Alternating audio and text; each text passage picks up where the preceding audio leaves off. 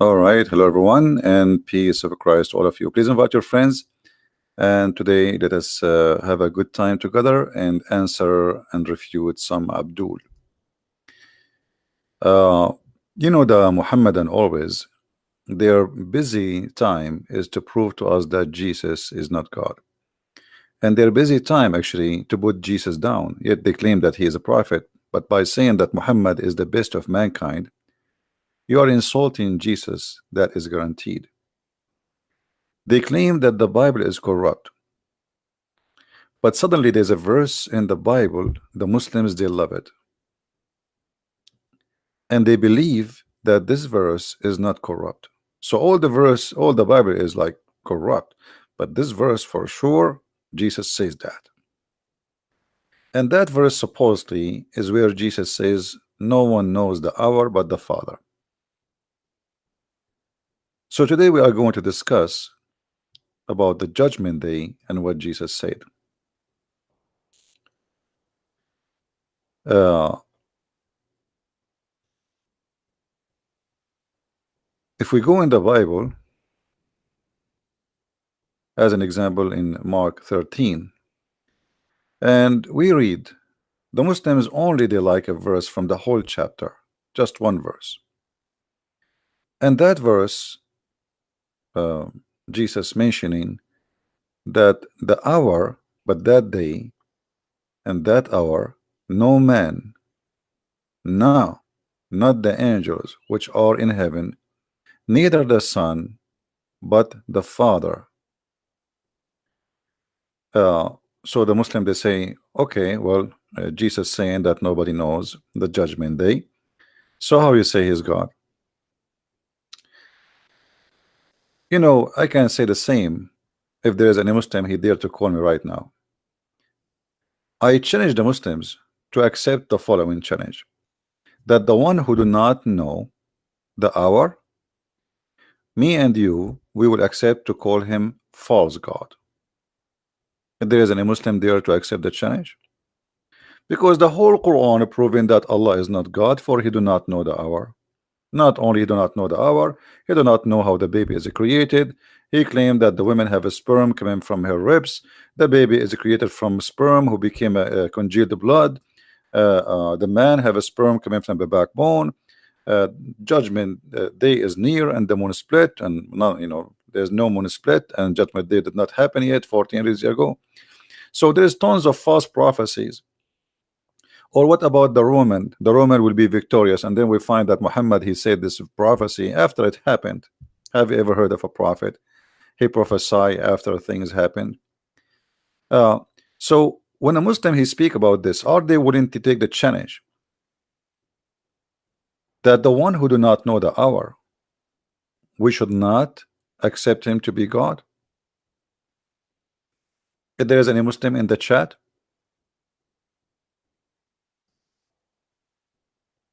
if there is anyone in the chat. Anyway, always we will be happy to find Muslims who they can have little decency in case they do.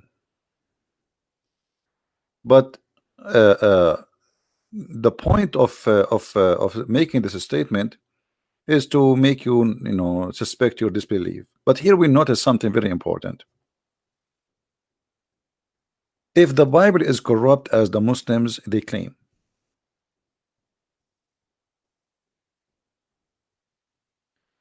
why the Christian did not take this verse off?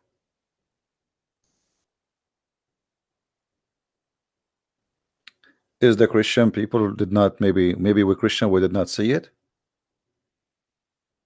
Maybe the Christian are not aware of it. Maybe the Muslims they were able to read it. We know, like we just learned from the Muslims. So here we notice that this is additional proof that the Bible never been changed. So how the Christians for centuries they read this verse and the verse in the front of their eyes, and yet they say that Jesus is God. And why did not take it off? They changed the whole book. They left this verse. Here you see how Muslims get themselves busted. First of all, if you believe that this verse is accurate, that's mean you believe that Jesus, he said that he is the Son. and he have a father, and his father is your God, Muslims. So as long you accept this verse, you have to accept all the verse. Secondly, if Jesus said that nobody knows but the Father, well, Jesus in many places says who is he, but Muslims don't want to read. If we go to John 5, we will find the following.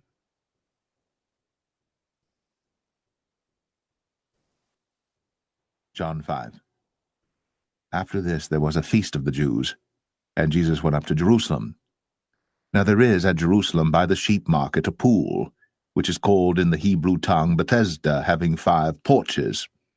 In these lay a great multitude of impotent folk, of blind, halt, withered, waiting for the moving of the water.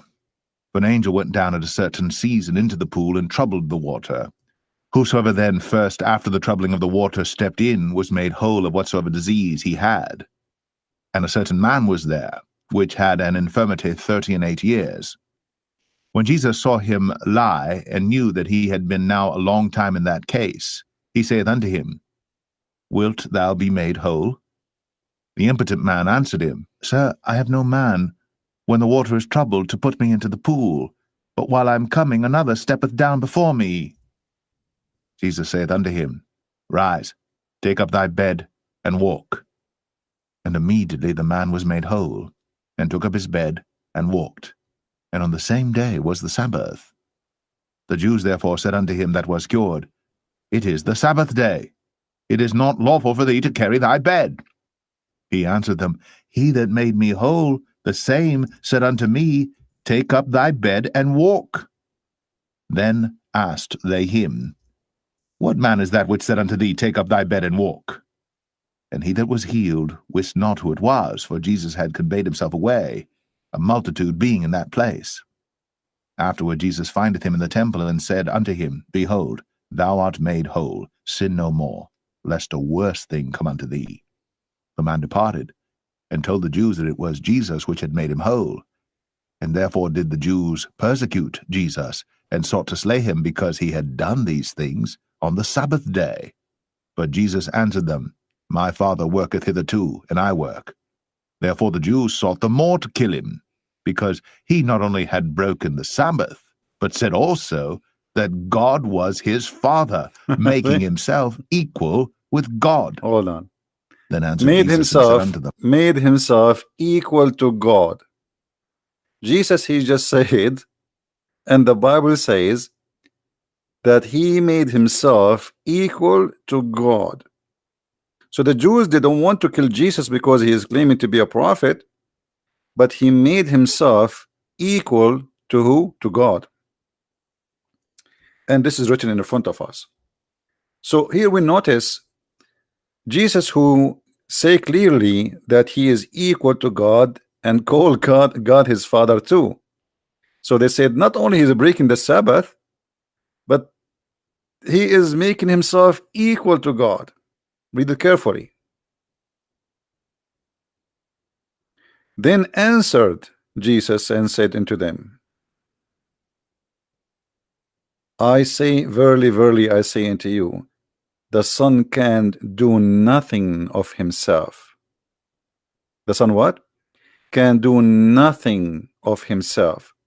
Let us say it again for the deaf Muslims. The Son can do nothing of himself. What if we go to Mark?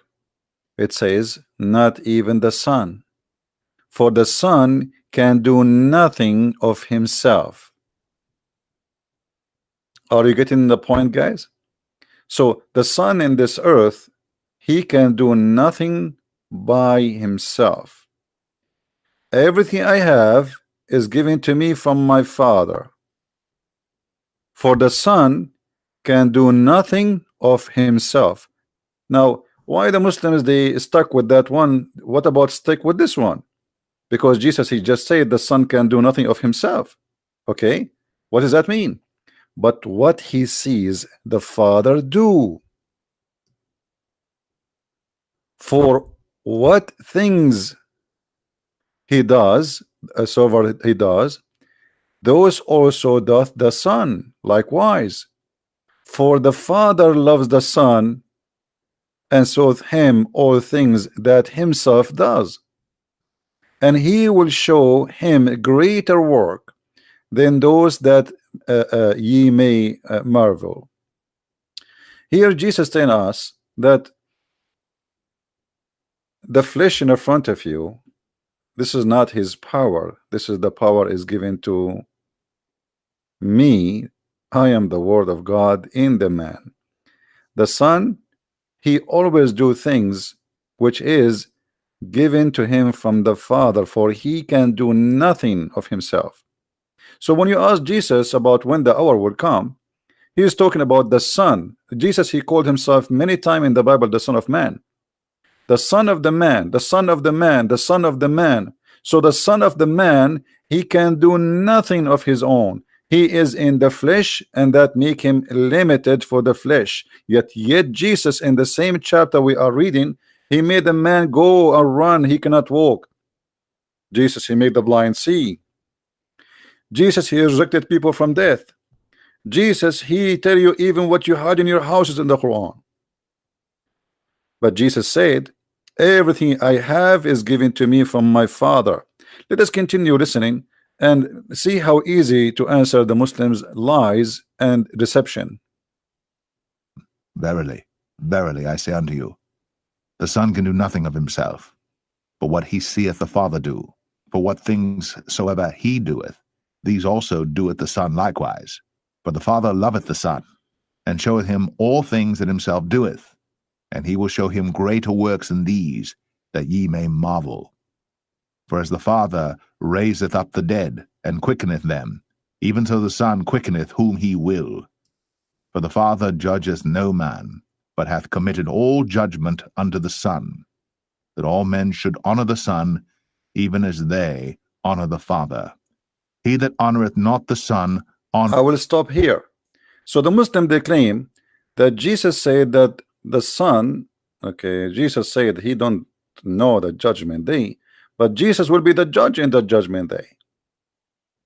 And even Muhammad, he said that the Messiah Isa, he will come down as a hakaman muqsitan, which means an absolute just and justice. Hakaman muqsitan. How Jesus can be hakaman muqsitan? You Muslims, you have tons of contradictions. When you accuse Jesus or you try to make him not being God, your prophet, he got you busted. Jesus do not know the judgment day, but he will be the judge for the judgment day. So you have a job and you are going to do, but you do not know when you will do it. Why is that? Because Jesus said it clearly, the Son can do nothing of his own. Nothing of his own. Everything he have is given to him from the Father. So judgment day is not a decision Jesus will make for you now, because simply we don't believe in destiny. You see, the Muslims, they believe in destiny, that judgment day is already written. The day, the hour, what will happen, even what we do, even the sin we did, according to Islam, Allah, he wrote our sin. If you remember when Muhammad, he claimed that Adam and Moses, they have a debate, and Adam, Moses, he said to Adam, because of you we are out of heaven. So Adam, he says to him, do you blame me for a sin written for me 40 years before Allah created me? So to understand judgment day in Christianity, you have to stay away from the stupidity of the cult of Islam, because in Islam, even your sin is not your sin, it is the sin of Allah. Let me show you, so the Muslims will not make, and we will go to the Bible, but we are just connecting the dots and show you how we are totally different from what Muslims believe.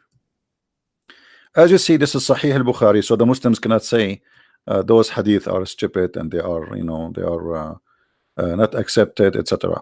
So Moses and Adam, they have an argument, and Moses look like he is believing in the original sin, and yet the Muslims, they claim that Moses was a Muslim. But Moses is a prophet, but he do not know what the original sin, because he believed exactly what the Christian believe. Moses accused Adam that because of you, we are out of heaven, which means Moses cannot be a Muslim. And here Muhammad, he got himself busted again, because how every Muslim today, he knew that original sin should be rejected, because what Islam is about is to reject original sin. But yet Moses, who is a Muslim prophet, he believed in original sin, and he accused Adam that because of you, you are our father who disappointed us and turned us out of paradise. That is original sin. Here you see Muhammad prove to us that Muslims claim that Moses, and Muhammad claim that Moses was a Muslim, is a big fat lie. Then Adam said to him, "Oh Moses, Allah favored you with his talk," which means he spoke to him directly. And he wrote, and this is very funny, by the way, because I thought Adam too, he spoke to Allah. So what do you mean spoke to you directly?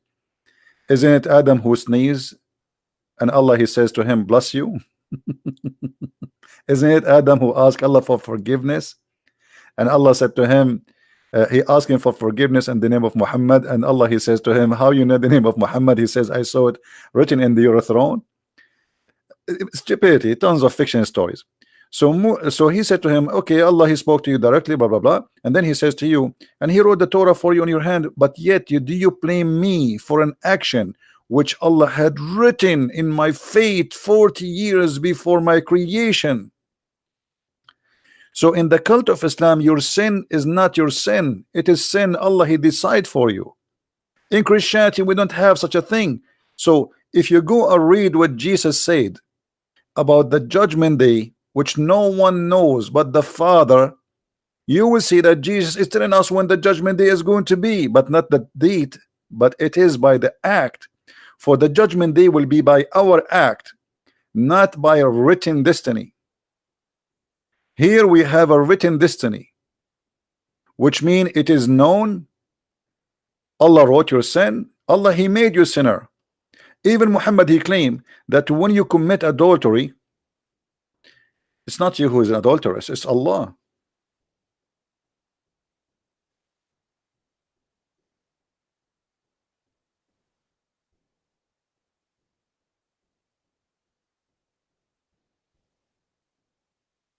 Read carefully. Verily Allah has fixed the very portion of adultery which a man will indulge.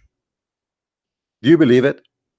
So when you commit adultery, it is not your choice to commit or not to commit. Allah, he fixed, he have it fixed for you. So in Islam, in the cult of Islam, all your sin is already written, because this is a decision Allah, he made. It's not you. As you see, it says, verily Allah has fixed the very portion of adultery which a man will indulge, which means you don't have a choice to do or not. In Christianity, we don't believe in such a garbage, because if you are the one who decides for them how much adultery they will do, then why you want to punish them? It's you who made them commit adultery. The same as the story of Adam. If you are the one who wrote the fate of Adam before you created him, 40 years before he created Adam, so why you kick him out from heaven? It's you who made him commit sin. This is why Islam is a silly cult, stupid cult, literally. In Christianity, we don't have such a stupid teaching. So, you know, actually this remind me when the Muslims, they speak about Jesus, you know, remind me when Jesus, he said to them, you predict like the from the weather, you know, like you say the weather, like we look at this at the sky, we see it red, so we predict a storm is going to be. If you go like to Matthew 16 as an example, let me see if I can open it.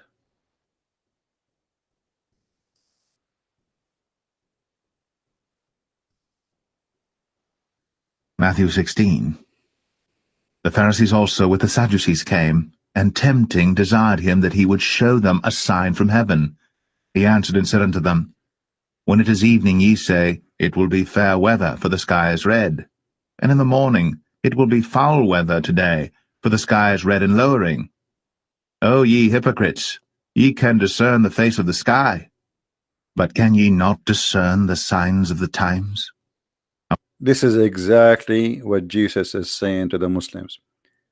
Let us see together how Jesus he informed us about the signs of the time. They are hypocrite. The same verse they say to us that Jesus said that he do not know the hour is the same chapter where Jesus says that he know the hour. So here we ask ourselves, why the Muslims always they quote a verse. When we quote a verse from them from the Quran, it says, oh, you are taking it out of context.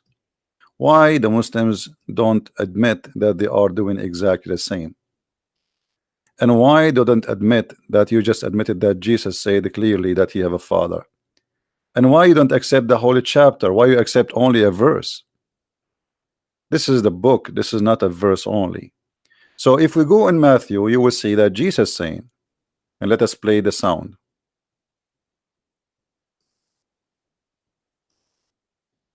Matthew 24. And Jesus went out, and departed from the temple. And his disciples came to him, for to show him the buildings of the temple. And Jesus said unto them, See ye not all these things? Verily I say unto you, there shall not be left here one stone upon another, that shall not be thrown down. Here Jesus telling us about a future which nobody knows. So Jesus did not know the hour, but he knew the temple will be destroyed. How this happened? Let us see. And as he sat upon the Mount of Olives, the disciples came unto him privately, saying, Tell us, when shall these things be? And what shall be the sign of thy coming, and of the end of the world? And Jesus answered and said unto them, Take heed that no man deceive you. For many shall come in my name, saying, I am Christ, and shall deceive many. Wait, see what was the question, guys? What was the question? When is the sign? When is the day, the judgment day? So they jump to the end, but they did not read the beginning. Jesus is there. He did not say to them, I don't know. You see, he did not say to them, I don't know. They are asking you when the hour will come. Guys, are you listening? What they are asking him, when the hour will come. He did not say, I don't know. Later we will see that he said that neither the angels, neither the Son. But look, Jesus here is telling them when the hour will happen. Listen carefully. Listen carefully. And ye shall hear of wars, and rumors of wars. See that ye be not troubled, for all these things must come to pass, but the end is not yet. For nation shall rise against nation. But the end is not yet. Don't be scared. The end is not yet. But Jesus do not know. I mean, how Jesus is God? I mean, how Jesus can be God? The temple was destroyed exactly as Jesus said. Many people, they came and they claimed to be Christ, and he said exactly that there's many people after him will come and claim to be Christ, and he is counting for you. Many things will happen, and he did not say I do not know, because the one who do not know the judgment day, he do not know those things too. And now we will understand what Jesus is talking about. Listen carefully. And kingdom against kingdom, and there shall be famines, and pestilences, and earthquakes in divers places. All these are the beginning of sorrows. Then shall they deliver you up to be afflicted, and shall kill you. And ye shall be hated of all nations for my name's sake. And then shall many be offended, and shall betray one another, and shall hate one another. And many false prophets shall rise, and shall deceive many. And because iniquity shall abound, the love of many shall wax cold. But he that shall endure unto the end, the same shall be saved. And this gospel of the kingdom shall be preached in all the world for a witness unto all nations. And then shall the end come. When ye therefore shall see the abomination of... Hold on. See, Jesus is counting for us things one after one after one. Now they just ask him. You see, Muhammad, he claimed that when somebody asks him a question, he don't answer right away. Jibril, he come to him with the answer from God. Jibril, they just ask him, and Jesus, he is answering immediately, saying to them how to know when is going to be the hour, but not when the date. When is going to be the signs of the hour, but not the date, for the date is not written, for the date is not to be known, not for the man, not for a human, not for anyone, for a very simple reason, because he is saying to you, the more sin you commit, the faster the judgment day will come. You see, when Jesus said those things has to come, that's mean we have to do them. And as long we believe that we have a free will, that's mean God is not involved in our free will. When we do the sin, the more sin we do, the faster the day will come. And this is what Jesus is saying. And this is why he said that I will come to you the same as a thief in the middle of the night, which means you shall not be aware and you shall not be told, because this is how it should be. So you will be vigilant and you should be ready for me. And he gave us many examples, as those who they are waiting for the wedding. You know, they have a lamp in their hands, and some they have oil and some they don't have oil. The one who have oil is the one, which means he have faith and he have belief, and the one who don't have oil, judgment day is not coming, so it's going to be in a surprise. So this is because of the wisdom of God, not because of the disability of the Messiah. Let us continue. Desolation spoken of by Daniel the prophet stand in the holy place. Whoso readeth, let him understand. Then let them which be in Judea flee into the mountains. Let him which is on the housetop not come down to take anything out of his house, neither let him which is in the field return back to take his clothes. And woe unto them that are with child, and to them that give suck in those days. But pray ye, that your flight be not in the winter, neither on the Sabbath day. For then shall be great tribulation, such as was not since the beginning of the world to this time, no, nor ever shall be. And except those days should be shortened, there should no flesh be saved. But for the elect's sake, those days shall be shortened. Then if any man shall say unto you, Lo, here is Christ, or there, believe it not. For there shall arise false Christs and false prophets, and shall show great signs and wonders, insomuch that, if it were possible, they shall deceive the very elect. Behold, I have told you before. Wherefore, if they shall say unto you, Behold, he is in the desert, go not forth. Behold, he is in the secret chambers, believe it not. For as the lightning cometh out of the east, and shineth even unto the west, so shall also the coming of the Son of Man be. For wheresoever the carcass is, there will the eagles be gathered together. Immediately after the tribulation of those days shall the sun be darkened, and the moon shall not give her light, and the stars shall fall from heaven, and the powers of the heavens shall be shaken. And then shall appear the sign of the Son of Man in heaven. And then shall all the tribes of the earth mourn, and they shall see the Son of Man coming in the clouds of heaven with power and great glory. And he shall send his angels with a great sound of a trumpet, and they shall gather together his elect from the four winds, from one end of heaven to the other. Now learn a parable of the fig tree. When his branch is yet tender, and putteth forth leaves, ye know that summer is nigh. So likewise ye, when ye shall see all these things. You see, look what Jesus just said. There's Abdul saying you are confused. You are the one who's confused. You Muslims are even confused about the gender of your God.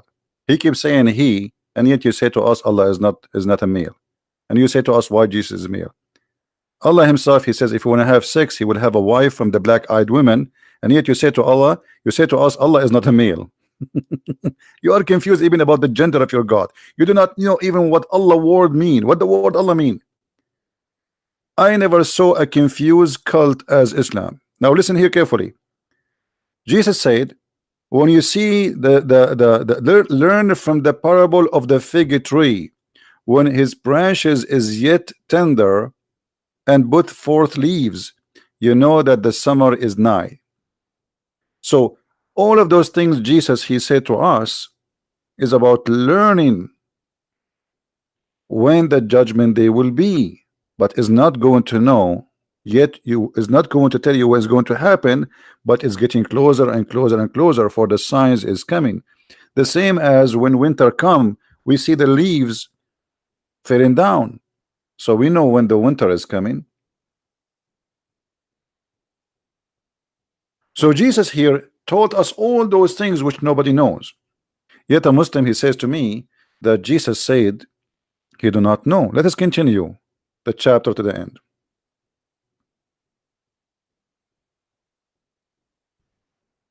Know that it is near, even at the doors. Verily I say unto you, this generation shall not pass till all these things be fulfilled. Heaven and earth shall pass away, but my word shall not pass away. Now here a But of Muslim, that by the day way, and hour knoweth no man, no, not the angels of heaven, but my Father only. But as the days of Noah were, so shall also the coming of the Son of Man be. For as in the days that were before the flood, they were eating and drinking, marrying, and giving in marriage, until the day that Noah entered into the ark, and knew not until the flood came, and took them all away. So shall also the coming of the Son of Man be. Then shall two be in the field, the one shall be taken, the other left. Two women shall be grinding at the mill, the one shall be taken, and the other left. Watch therefore, for ye know not what hour your Lord doth come. But know this, that if the good man of the house had known in what watch the thief would come, he would have watched, and would not have suffered his house to be broken up. Therefore be ye also ready, for in such an hour as ye think not, the Son of Man cometh. Who then is a faithful and wise servant, whom his Lord hath made ruler over his household to give them meat in due season? Blessed is that servant, whom his Lord, when he cometh, shall find so doing. Verily I say unto you, that he shall make him ruler over all his goods.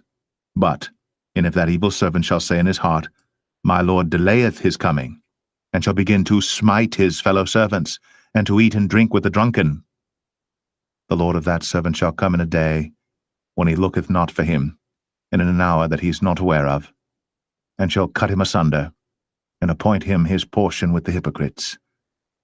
There shall be weeping and gnashing of teeth. I mean, so look here what happened. Jesus told us, actually the same chapter the Muslims they are trying to convince us, it's a clear evidence that Jesus is not God, is the same chapter convincing that Jesus is God. He is the one who will come, he is the one who will judge. He knew what will happen, he knew is going to happen. And now the Muslims saying, okay, how Jesus saying that nobody knows? Neither man, neither human, neither the angels, neither the Son, but the Father. Well, Jesus said clearly, everything I have is given to me from my Father. And Jesus, when he is saying that neither the Son, he's talking about himself, the Son of a man. Read how many times Jesus saying the word Son of a man.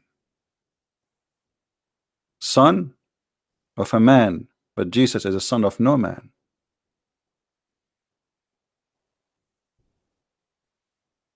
Son of a man. The Son of a man. The Son of a man all over. So how come you did not notice Jesus saying the Son of a man is the one who do not know? Which means Jesus in earth is speaking about himself, for everything he have is given to him from his Father, and that decision of the judgment day is going to happen when it's time for it. And the Son of Man, he will be the Son of God in heaven, and he and the Father they do make decision when it's time for it to be. The Messiah himself, he is the judge. He is the judge who will come for judgment day. So the judge who will come in the judgment day, he do not know when the judgment day will happen. He do not know, but he told us all those things will happen for a very simple reason. For the time will come when we accomplish our sin, God will decide the judgment day to be. It's not about knowing the future, it's about we accomplishing the future. It's about we making sin. You know, when God he burned the cities of Gomorrah, the Bible says if there's only 10 decent people, he will not burn it. So the decision of burning the city was not pre-written. It was not preordained. It's about how fast those people they are going to be corrupt. So all the sin we do is going to make the judgment day to come, and it's not for a human being to know, for this is going to be a surprise from God, for it is not pre-written. So let's make it simple.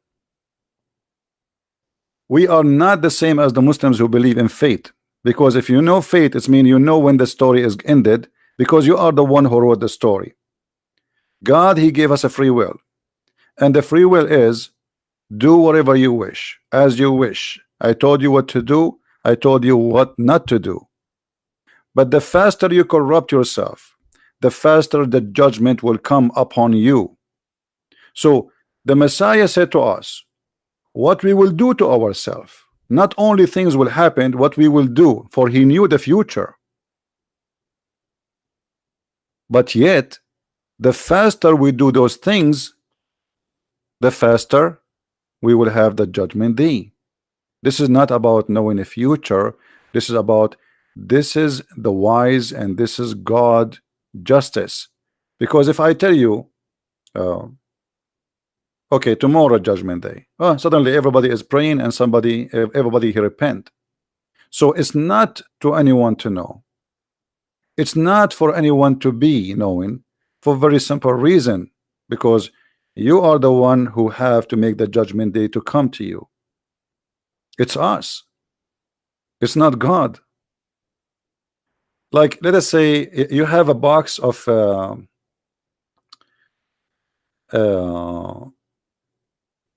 apples,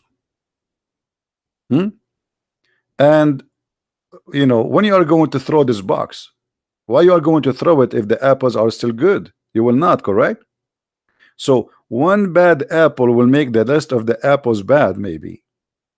But God he gave us an option not to be like those apples, to fight corruptions. So God will not throw that box in fire unless we corrupt ourselves. Then we are not worthy to be kept.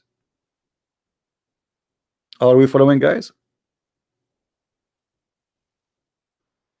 Do you understand what I'm trying to say to you?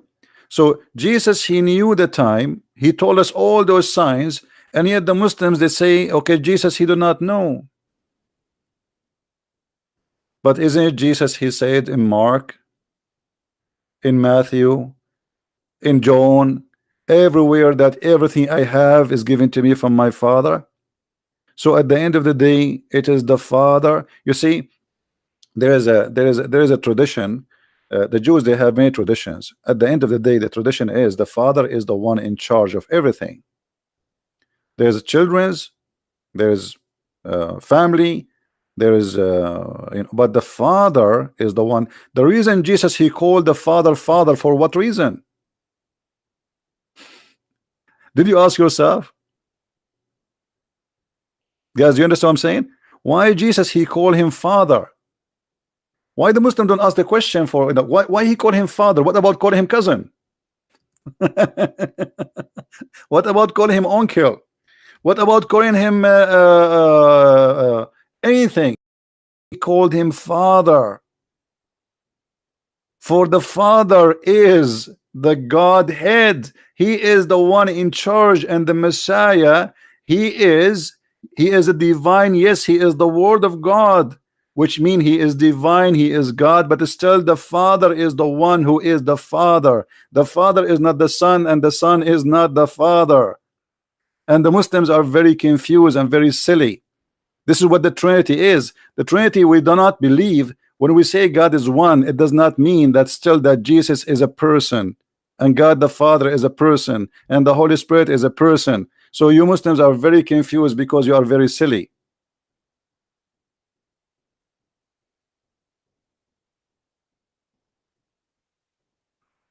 And no, there is nowhere in the Bible speak about the destiny. He's talking about the destiny of those chosen one, the chosen one. The chosen one, my friend, this is not a destiny as a destiny, which mean because Jesus said, not everyone says to me, God, God will enter the kingdom of my Father, but the one who do his will. The destiny here is doing the will of the Father, which mean it is not something he wrote for you. Do you understand? Do you understand what I'm saying? So when Jesus says, not everyone says to me, God, okay, say God, God as much as you want. Still, you will not go to my heaven unless you do his will. But here, he is not forcing you to do his will. He is saying to you, unless you do it. So this is, here is a destiny, which means you choose what God he wanted for you. God, he says, okay, you want to go to heaven? This is my destiny. You do this, you go to heaven. Those are the chosen one. They are chosen even before they are born. What does that mean? That because God knew what you will do, but he is not forcing you to do. That is total different destiny from the cult of Islam. Are you getting the point? Do we understand, guys? If we are going to do what we are forced to do, then you know, then what's the point of going to heaven? If we will do the same as the story of Muhammad, you know, Allah he wrote for us our destiny, and then we do what Allah wrote for us. So why I'm punished? Not only that, Muhammad he claimed that even a child,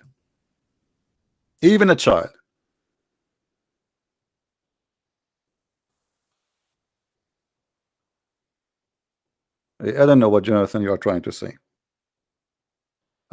Even a child, he died who is an infant. Muhammad he claimed that there's no guarantee that he will go to heaven or not. Why? Because Allah he wrote in the destiny of this baby before he was created. A child he died and he is from a Muslim family. Aisha she said he is going to be a bird from the bird of paradise. Muhammad he says bear adventure, Aisha, it might be the otherwise, which mean he might go to hell. Why? Because Allah created the dwellers of the paradise and the dwellers of hell before he decided who they will be before he created them. Do you see it? Do you see it, guys?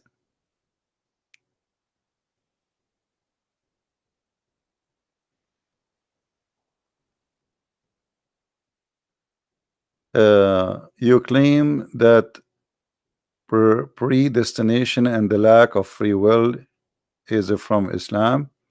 You know, you can if you want to try to give interpretation as you wish, we just explain it. The Bible is so clear. It's not up to you. When Jesus says, not everyone's, you know, say to me, God, God will go to heaven, but the one who do his will, that is what destiny is about, which means there's a destiny of death, there's a destiny of life, there's a destiny of hell, there's a destiny of fire. That is the destiny we are talking about. And there's a destiny that those who they are chosen. What does that mean? There's people who they are chosen to be with God, but why they are chosen? For they do his will. So their destiny is guaranteed by their act. Did you get it, Mr. Jonathan? So your act is your destiny. It is not a destiny written for you. And the Bible is a book, is not a verse. So what some people they do, they try to make from a verse a book. It's not up to you. Why God he judged Adam? Is that because God he wrote to Adam to commit sin, as Muhammad he said? No. God he don't want Adam to commit sin. This is why even the Bible says that God is sad for them. He's sorry for them. So stop fooling yourself. Same time, why a child he will go to hell? Why a child will go to hell?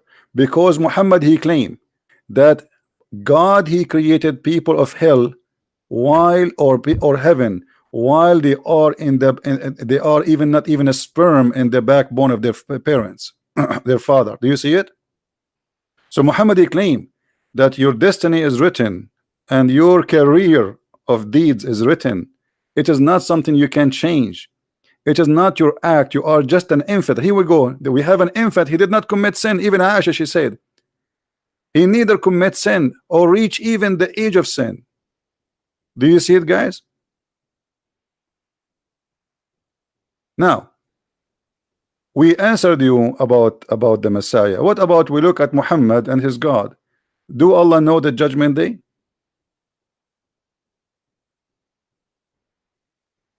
Do Muhammad know the judgment day? Do Allah know the judgment day? They don't.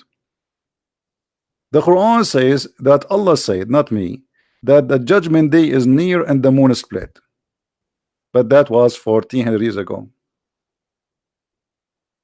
And neither the moon split and neither the judgment day did come.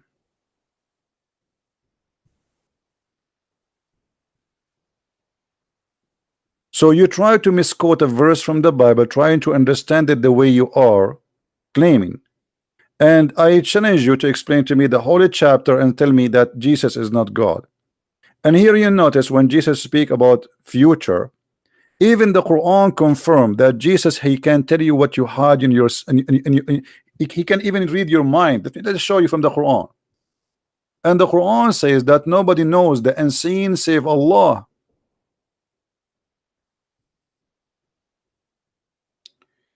Read carefully.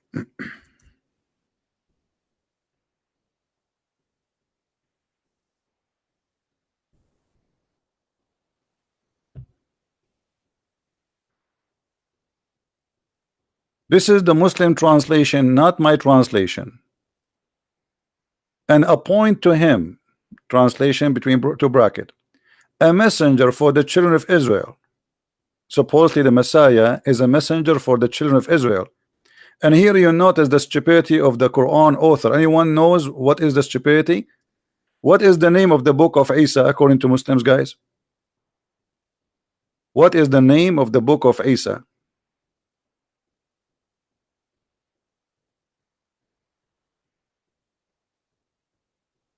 Injil. So how Isa was sent to Israel, but his book name is in Greek? I mean, have you ever heard of a silly, stupid God like this? So Isa, he is a Hebrew, speak Hebrew, but his book name is Injil. So imagine I wrote my book in English, but the name is in Arabic.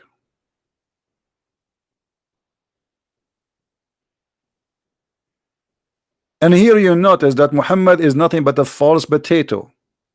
Then he continue. He says, I have to come to you with signs from your Lord. The Muslim, they will say this is a sign from Allah. It doesn't matter. The one who is doing the sign is Jesus. Listen carefully. In that I make for you. I, guys, does it say I? Does it say I? I make for you out of the clay as it were a figure of a bird, and then I breathe. You see here, they did not add the I, but there's an I. But anyway, there's an I in the beginning.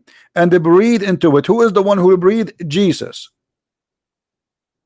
How Allah, according to the Quran, he made Adam, he breathed into Adam. Jesus, he do breathe, he give life.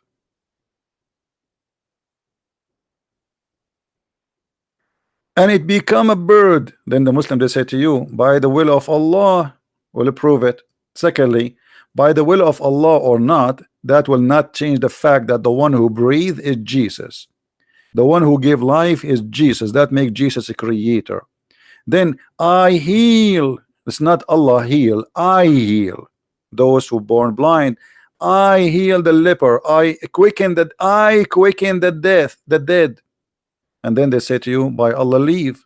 It doesn't matter what by Allah leave. Prove it. I can claim now that Jesus, he did this by my leave. Talk is cheap. I declare to you, and look here, I declare to you what you ate and what you store in your houses. How Jesus can declare to you that? Muhammad, he said in the Quran that he knew nothing of the future. If he knew of it, he will take the benefit of it. So how come Jesus, he knew the future when Allah only the one who know the future? Why Allah did not give Muhammad the future? And how Muhammad do not know the future, but yet he speak to us about what? The judgment day. Let us show you Muhammad making poo-poo, explaining the judgment day. Muhammad, he claimed that there is signs of the judgment day, claiming that Allah is the one who told him those signs. One of the signs of the judgment day, that the Roman, they will be the major population of mankind. Do you see it? Now, how you are questioning Jesus, but you are not questioning the stupidity and the false prophecy of Allah, because the one who made this false prophecy is not Muhammad, supposedly it is Allah. Muhammad is telling you what Allah told him.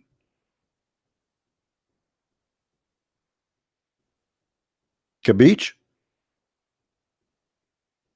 Based on this, Allah, he do not know the judgment day, because if he knew the judgment day, he should not say such a stupid thing. What the Roman are the majority of mankind? What is that? So now we have to wait until the Roman became majority of mankind. What we will do? We will nuke China, we will nuke Japan, we will nuke Indonesia, we will nuke Philippines, we will Bangladesh, India. The Roman are the majority of the population of the world, and Allah is God. So if Allah is God, he should not say such a stupid statement about the judgment day. Obviously he's not. What about Muhammad? He claimed that before the judgment day, the people of Gog and Magog, they will attack you and they will throw their arrows at you. And then when Gog and Magog throw their arrows, the Muslims, they will light their fire from their arrows for 7 years.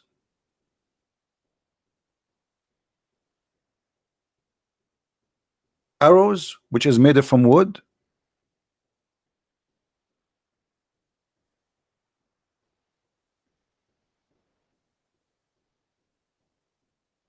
In the judgment day, so now in the judgment day we will use arrows. So why Saudi Arabia is buying the F-16 and F etc., and why the Iranian they want to make a nuke, and why the Pakistani making nuke? If the Gog and Magog they would use arrows. This is a sign of the judgment day. Somebody's asking me question: when the Father is the most powerful, then why we pray to Jesus, not to invisible God the Father? Who said we don't pray that to the Father? When they asked Jesus how to pray, what he said? He says, our Father out of heaven. Didn't he? However, Jesus said, the one who saw me, he saw the Father, which means you pray to the Father, you pray to him too.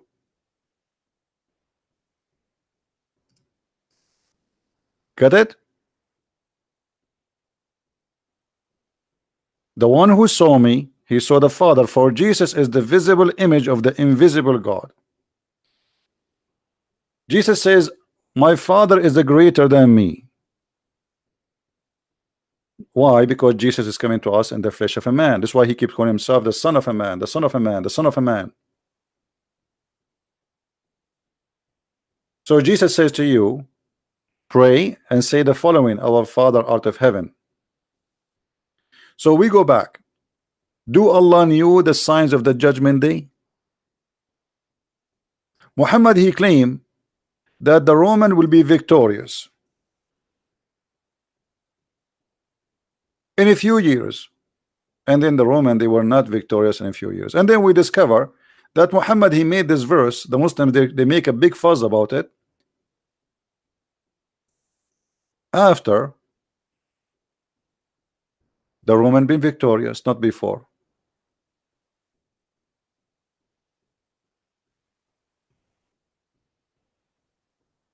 The Muslim, they make big noise about this, how the prophet he prophesied the victory of the Roman. Read the story.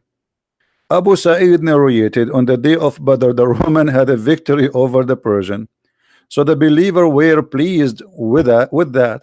Then the following was revealed: Alif Lam Mim, the Roman have been defeated. Up to his saying, the believers will rejoice. So this is a verse was given after the Roman been victorious. Have you ever heard of a prophecy like this? Imagine Trump, he became a president in the year 2016, and now I prophesy that Trump will be a president in 2016. But we are in 2019. Don't you think that the prophecy is too much late?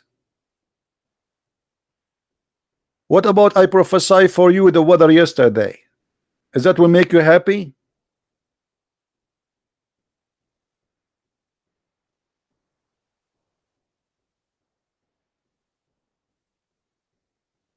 So when the Muslim they talk about Jesus, all the point of the Muslims is trying to downgrade Jesus for you. Jesus is no one for them. They claim that they love Jesus, but in fact they love to insult Jesus.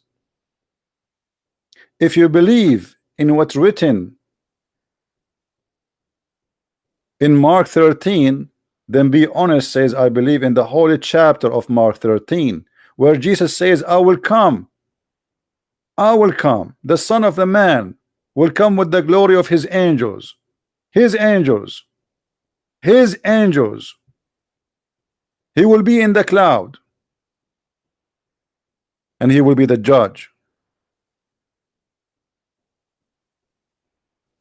And by the way, even Muhammad, he said that the judgment day will not come until the Messiah will come, and he will be hakaman muqsitan. What does that mean? Absolute judge of justice. So Muhammad confirmed that the Messiah is the judge. Do you see it?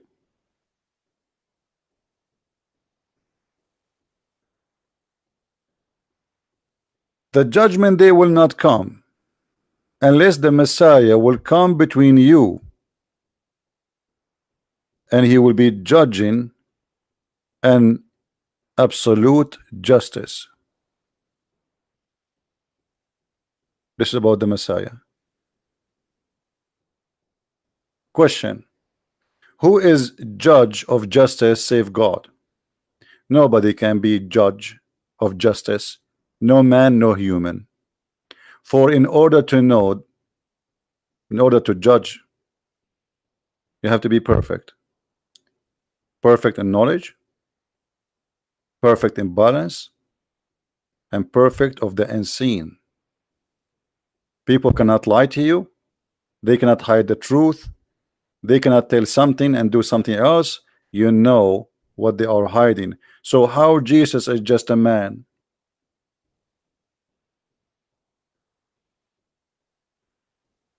And here you will see Muhammad making something very silly as usual. The Messiah is going to kill the pig. I mean, have you ever heard of a silly God like this? Allah, he have an enemy. His name is Mr. Pig. So Allah now will send the Messiah in a very action mission. Sylvester Stallone Isa. Isa will come and he have a big sword. And with his big sword, he is going to kill Mr. Pig. Because Mr. Pig is #1 enemy to Allah, and he will destroy the cross. So imagine in the judgment day, the Messiah is going to stand in the front of this pig, and he will say to him, I'm talking about the Muslim Messiah, the funny Messiah of Islam. Hey pig, you are the enemy of Allah, and I'm coming to kill you. Allahu Akbar. The pig, he says, okay, try. I don't even care. I'm smoking cigarette now. Do you see I'm shaking? I'm not. And then the Messiah, he will say, okay, grab your gun. This is a God. This is a God. His worry about little poor animal is a pig. He will send the Messiah to kill a pig.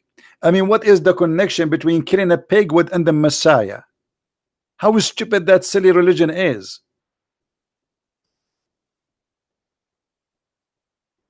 A pig. I mean, at least make it an elephant.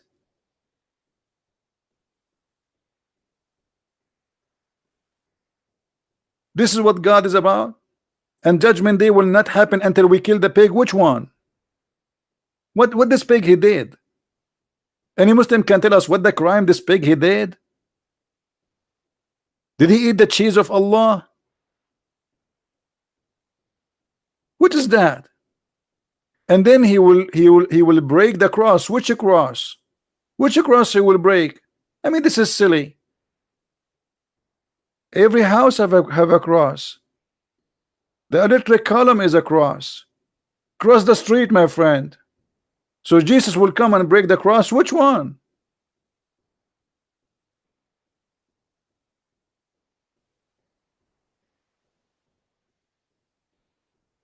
So do your God know the judgment day?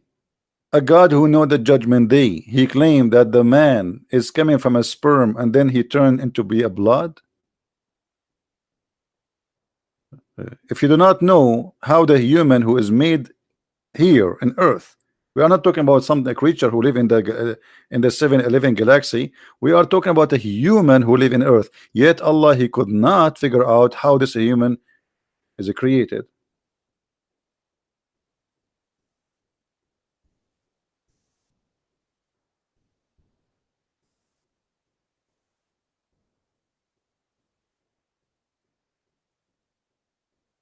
Read carefully.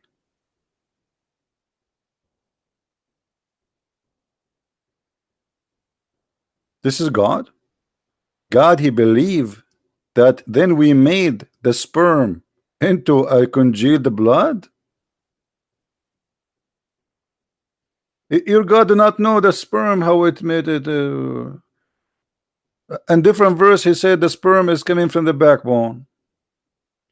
So how a person who claimed to be God, he do not know even such a stupid thing as sperm, where it's coming from and what the sperm will be, and he claimed that the sperm will be transformed into a blood, which is a dead blood, and then that blood will be a baby.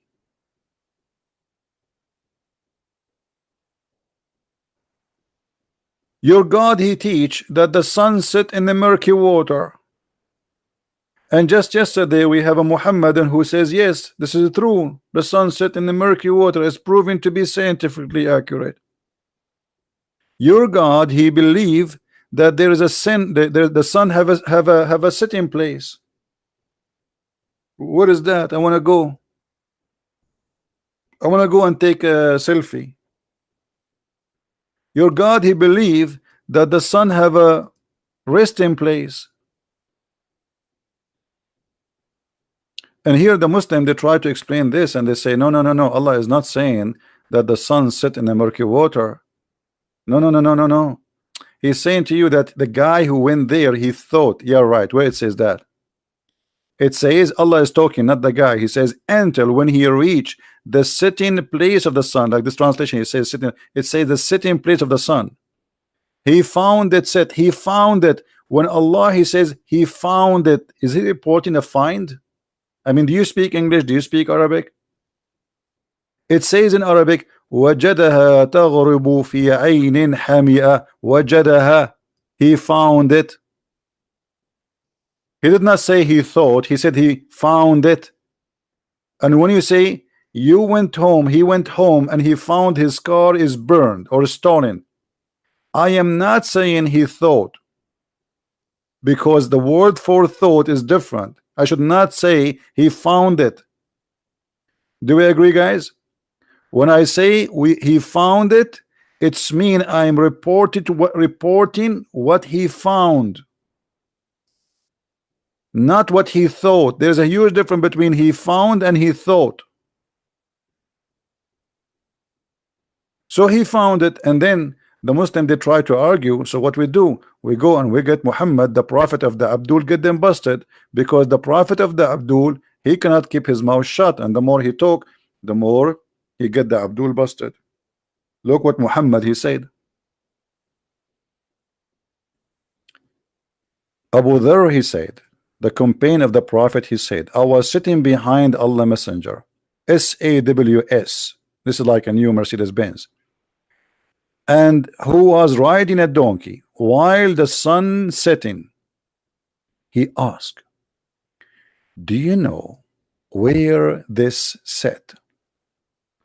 I replied, Allah and his apostle knows best. He said, it's set in a spring of warm water. So you are saying to me that Jesus do not know the judgment day after all what he told you, and you are not worried about your prophet teaching you, claiming that Allah told him. Look, the guy, he did not say the prophet, he is guessing. He said Allah and his prophet, he know better, he knows best. Not only better, he knows best. So Muhammad, he associate his knowledge with the knowledge of Allah. He did not say, oh, don't involve Allah, I'm guessing. No. He agree, Allah and his apostle knows best. So this is the knowledge of Allah. The sun set in the murky water. And the Muslims, in order to get away from this, they say to you, this hadith is da'if. It is not. It is not. And it's confirming the Quran. So Allah do not know the judgment day.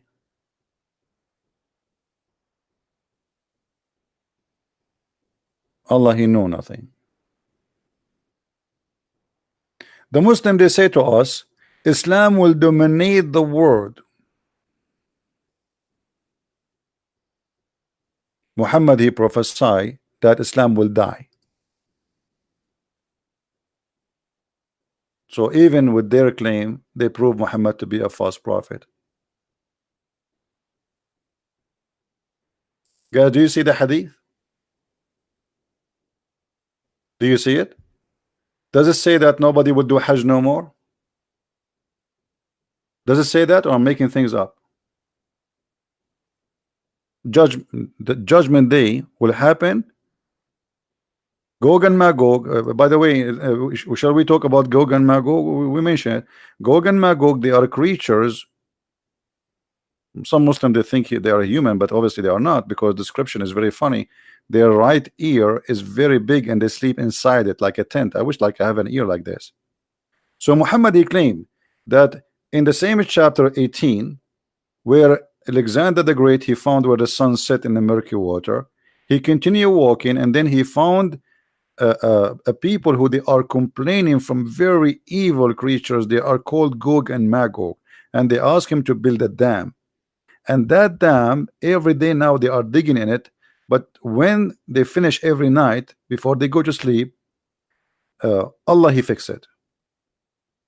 And then one day when they finish digging before they go to sleep, their leader will say, Inshallah, tomorrow we will come back and we will finish it. And this is the time where Allah will stop fixing the hole which they made from the day previously, so they will be able to go through. So Muhammad saying that the hour will not come where Gog and Magog will come until people they abandon the Kaaba. Nobody do Hajj. Do you see it? So why you keep saying that the Muslims, they will be the majority of mankind? Why you say Islam will be the biggest religion when Muhammad saying Islam will be the lowest religion, to the point nobody go to Hajj? And by the way, where we can find Gog and Magog? I want to talk to them.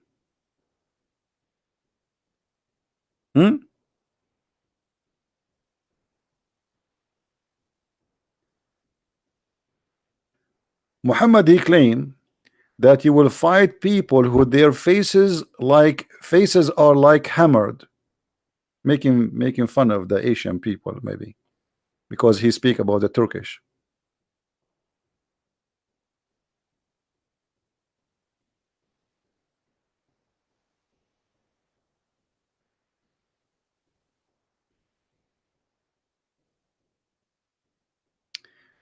Jesus say is Rat Hashim? What is Rat Hashim? Suppose you are translating now. You are translating Hebrew. Fadi supposedly now he knew Hebrew. What about you quote for me Elijah, which means God with us according to Mimi Hijab? You know, when we speak about the will of God, if God will, that's mean we are people of humble and we don't oppose God, but God, he gave us a free will to do things in our life. When I say God is willing, I will come tomorrow and I will talk to you, because my life is not mine, is going to be taken from me one day. So this is not about what you are talking about. Same time here, why you don't answer where we can find Gog and Magog? Where are those Gog and Magog? You're a prophet, he said that Gog and Magog, they are one, each one of us is equal to 1,000 of them. Oh, sorry, which mean, I mean, yeah, as number, yeah, one of us, like from every one of us, there will be 999 from them. So how that can be? Right? You are not from Israel. You are from Hamas, maybe. You have nothing to do with it. You see, he just admitted that he is from Israel. Did you see? The Muslim, he just admitted he is from Israel. Even the Quran, have you ever heard of a God he do not know the future? Look, an additional proof that Allah is a false God. Allah in the Quran, he promised the Jews the land.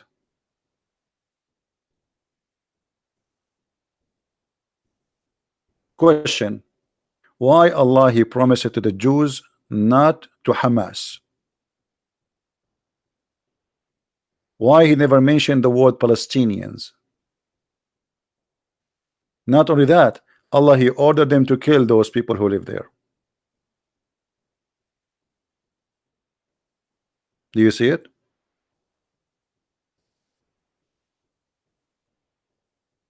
Do you see it? And because the Jews, they refused to kill the people who live there, Allah he punished them and he forbid them from getting inside the Holy Land for 40 years. But the Holy Land is a promise given to the Jews only in the Quran.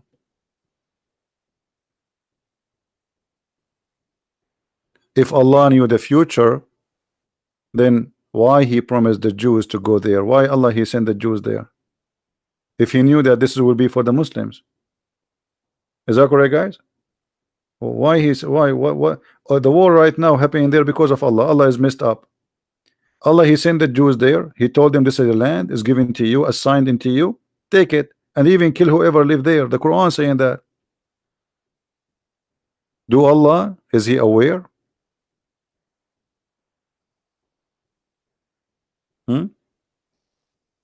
Fadi. You see, the verses you are giving me, the verses you are giving me is a proof to me that Islam is a false cult. Are you willing to call me Fadi so we can love together?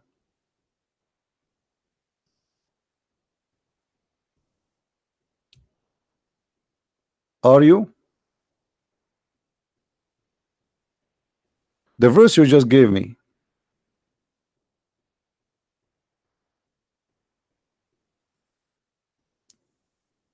Are you willing to call so we can laugh?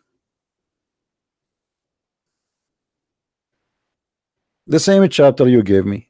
Are you willing to call? I will open Skype for you. Do you dare?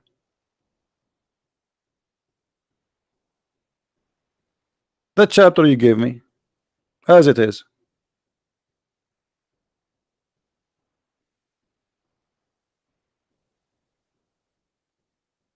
Is the Hebrew Bible is the same as the Old Testament? The Old Testament is written in many languages, not only in Hebrew. Ah, you are willing to listen. No, I'm willing to I'm willing to get you busted. My friend, just to show you, here it says that وَقَضَيْنَا إِلَى بَنِي إِسْرَائِيلَ.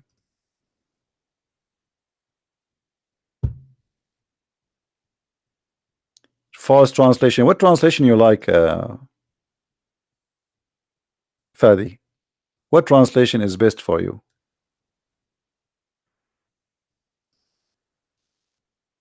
Read carefully, guys. You see when you change the translator, how everything changed.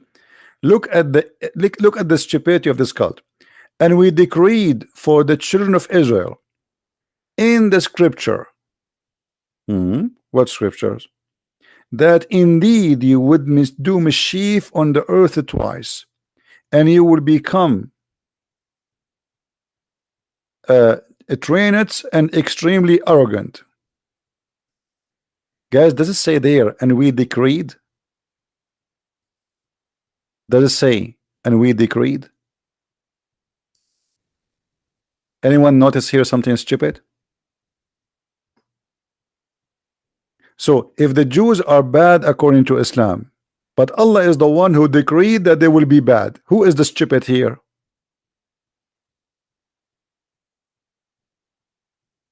Are you there, Fadi? This is what you gave me. Imagine I decreed that you will be bad, and then I will punish you for I decreed that you will be bad.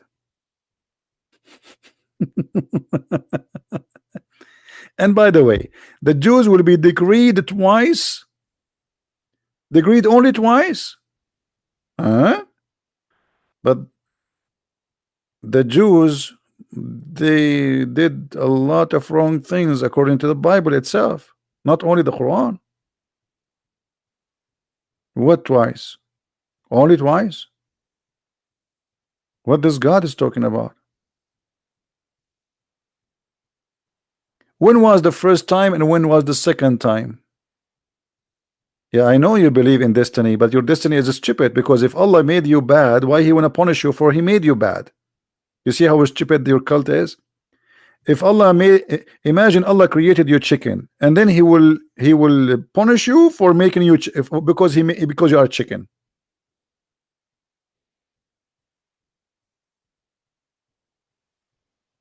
How stupid that is. He decreed that every human being will do a portion of sin, and He wrote that for him as a decreed, and then He will punish you for what He decreed for you. The same as we saw between the debate between Adam and Moses. Adam, he says to Moses, do you blame me for what Allah decreed for me to do 40 years before He created me? Stupid cult.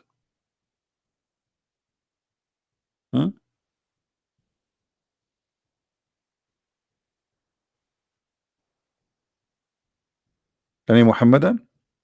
So when you Muslims you speak about Jesus that He is not God, quote the same chapter you are reading from, and you will see that there it's proving that He is God. The same verse you are reading for us, remember Jesus saying my Father. Remember the same chapter you are reading from, it says that Jesus will be the judge. Shame on you. Do we have any Muslim want to say something?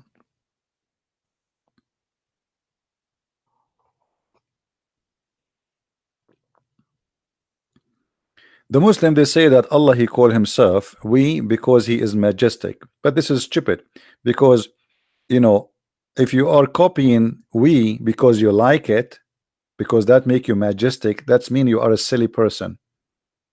Correct, guys? If a language will make you majestic, that's mean this is a language thing. Are you majestic for real or just a language? Because I can say me we too. However, the Quran is a silly book, and Allah, if He like to say we, why He say He? If we is better, why He say it is He? Right?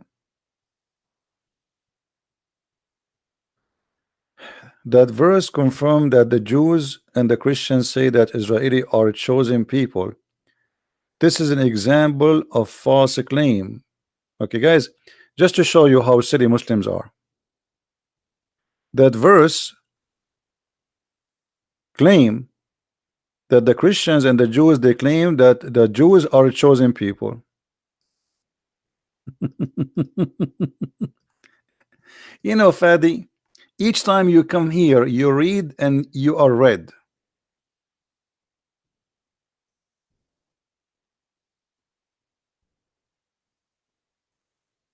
The Jews, they claim that they are chosen people. Isn't it your God?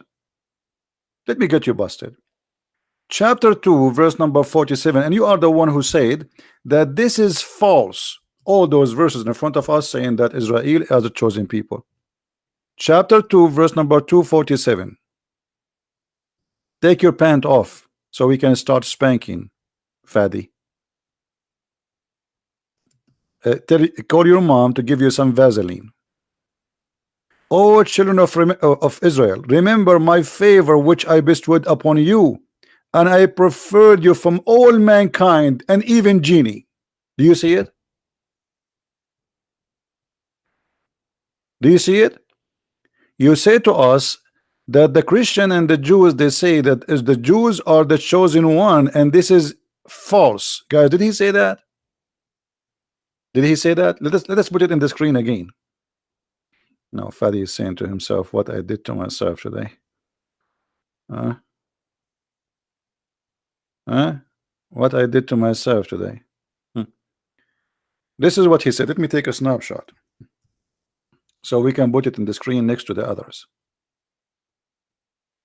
You know, Fadi, you are going to enter the book of Genesis, for spanking. I mean, each time you come here, you do something and boom, you get spanked, and then you wonder why. Like, wonder how, I wonder why. And I can see a blue sky, and Zibi is spanking me. I make my head up and down. So you said, and let us read carefully what Mr. Harun said. The verses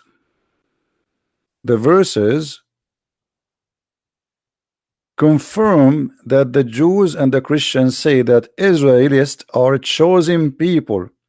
This is an example of the false claim that Islam is an antichrist.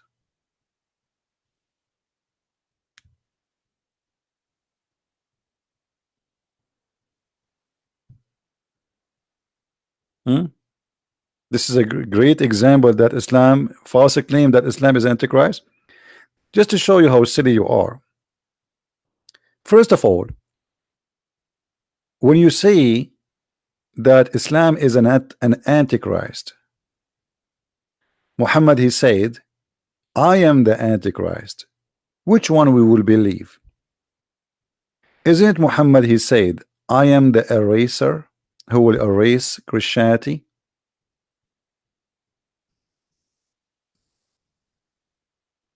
Why he want to erase Christianity? And the son and the silly, look how he contradict himself. Once he say he is the eraser, and once he say the Roman, there will be the majority of mankind in the judgment day.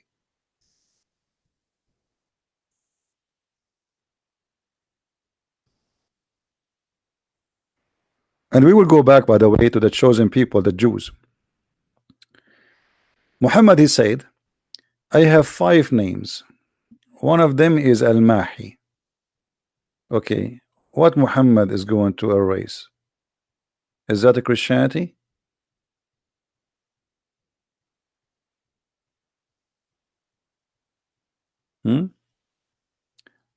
Now, the verse here, the one it says that Allah, he favored the Jews upon other people, proving that destiny in Islam is stupid and the correct is to believe in Christianity. Anyone knows why? Anyone knows why?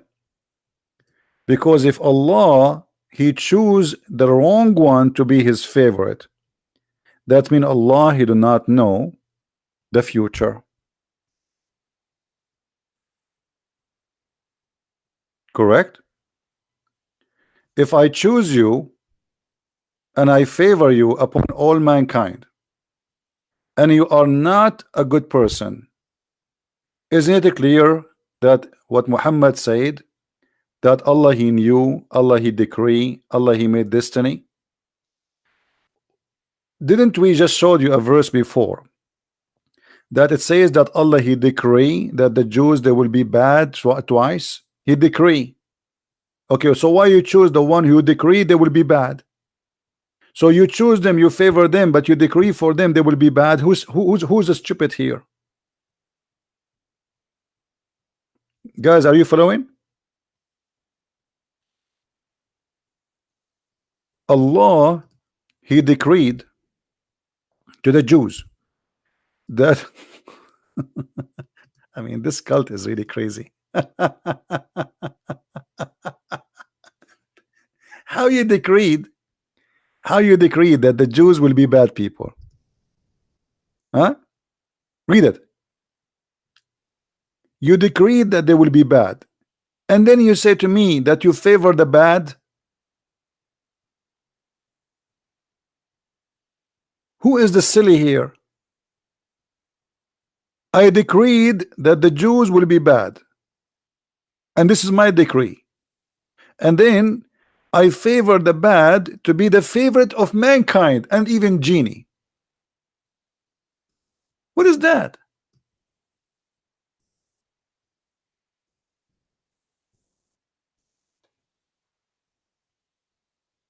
If they don't miss the way, the Jews, then why Jesus came to earth? Yeah, but you see, this is in Christianity. We don't believe in decreed. You see, Fadi, here we have a problem. Allah he decreed that the Jews will be bad. That's mean the Jews are not bad. The bad is Allah. Number two, why Allah he choose the Jews and he favor them if he is the one who decreed they will be bad? Who is the stupid here? Why he did not favor the Arab? What about favoring the Chinese? Why he chose the Jews if the Jews are bad? So he decreed that the Jews will be bad, but yet he favored the Jews upon all mankind.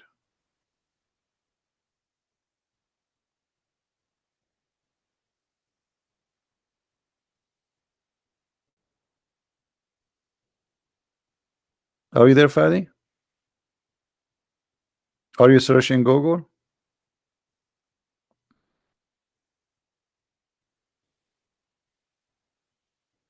Now, another point.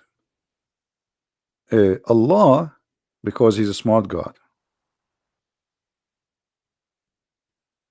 look what he did.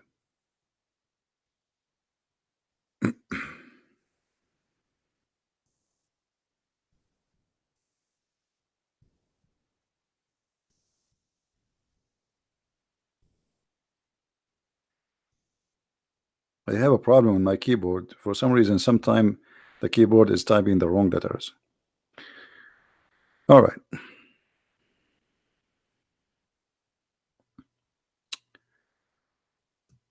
Oh boy. Guys, read with me this. Fadi, I want you to read this. Allah not only do not know the judgment day, not only do not know how the baby is created, not only do not remember which one he created first, the mountains, the trees, the stars. Allah here, he says something very silly. Read with me carefully. It was we who revealed the law to Moses. Therein was guidance and light, but its standard have been judged the Jews by the prophets who bowed, as between two bracket in Islam, fabrication doesn't say that, to Allah will, by the rabbis and the doctors of the law. For them was entrusted the protection of Allah book. Have you ever heard of a stupid religion like this? If Allah he knew the future, why he say he trusted the Jews to protect the book?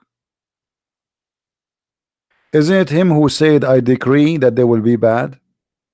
So you decree they will be bad and you trust them to protect the book? What the word trust mean?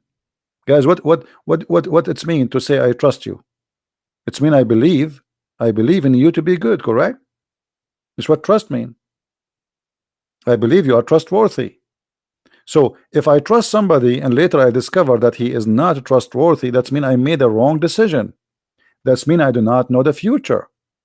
So why Allah here using the trust?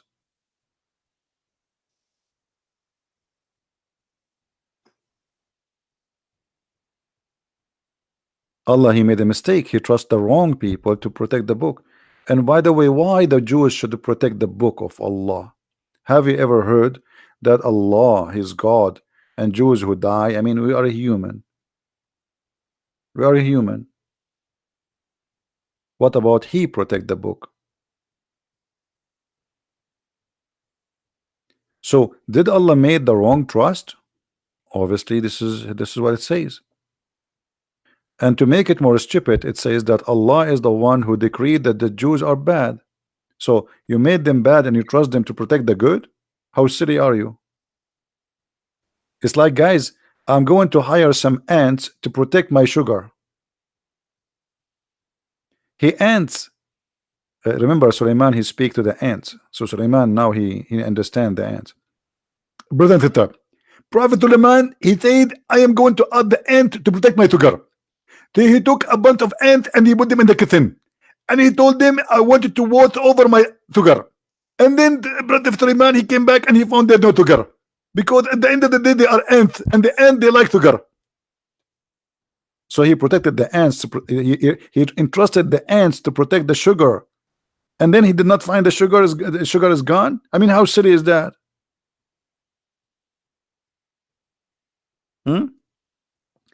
Allah never make mistakes.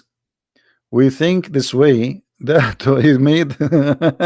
What do you mean? What Ibrahim? If he is the one who decreed they will be bad, and how Allah he entrusted them? I mean, do you see the word entrust in them?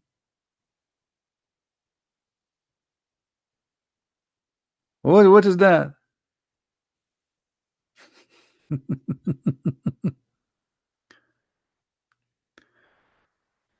What a silly religion.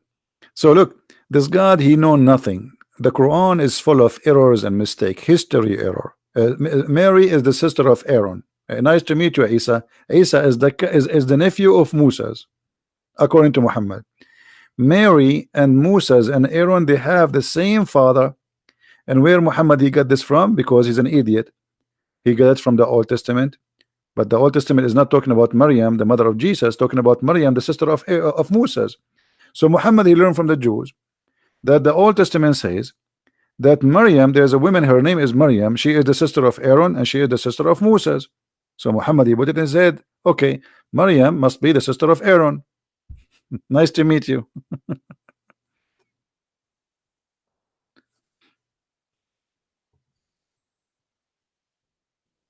What Allah knows? Haman is a minister for Pharaoh. Moses, he was in the time of the Samaritan. How Moses he met the Samaritan? Huh? محمد قال ألا أخبرتهم أنهم كانوا يسمون بأسماء الصالحين. Fadi saying that they asked Muhammad that this is a mistake. Ka'b al-Ahbar, he came to Aisha. Ka'b al-Ahbar, a Jewish guy who was a Jew, supposedly he became a Muslim supposedly. He said to Aisha that the Prophet said that Aaron is the brother of Mary, but as I know, there's many hundreds of years between Maryam, the mother of Jesus, and Aaron. So Aisha, she said to him, "You are a liar."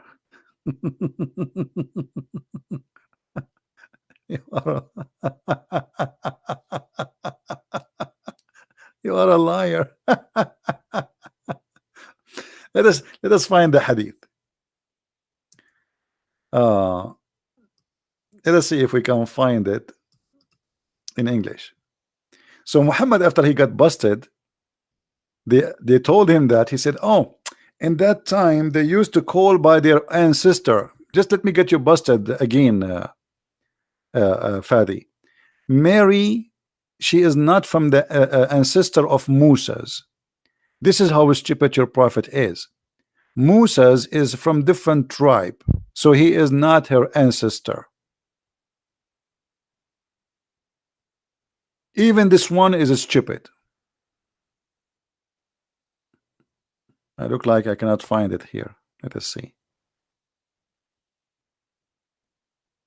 But we can find it in Al-Qurtubi.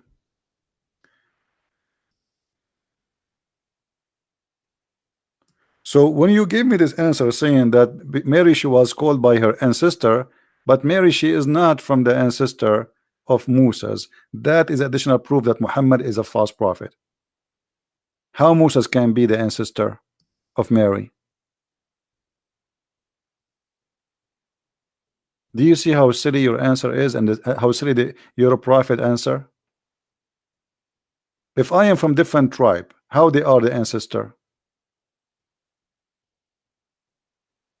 My friend, I do not need to type. I do not. Here we go. This is Tafsir al-Quran in front of my eyes, and you speak Arabic. Ka'b al-Ahbar, he came to Aisha, and he said to her, وقال كعب الأحبار بحضرة عائشة أم المؤمنين رضي الله عنها إن مريم ليست بأخت هارون أخي موسى فقالت له عائشة كذبت. Do you see what Aisha said? When he said to her, as I know, Maryam is not the sister of Aaron, Aisha, she said, you are a liar. That's mean this is what Muhammad was teaching all this time until this guy, he got him busted. And then after he got busted, and look what he says. He said to her, oh, mother of the believers, if the prophet, he said that, so, you know, to be honest with you, he is more truthful, because now he's afraid he will be killed. He is better and he know better. But as I know, there's more than 600 years between them, and for sure 600 years is not correct too. If we translate this, let us translate. Here we go.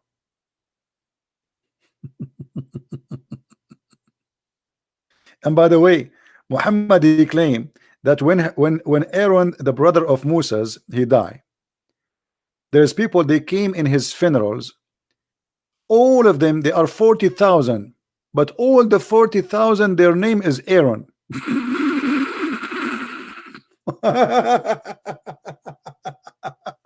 Brothers, when Christian Prince, he died, brother, 40,000 people, brother, they went in his funeral.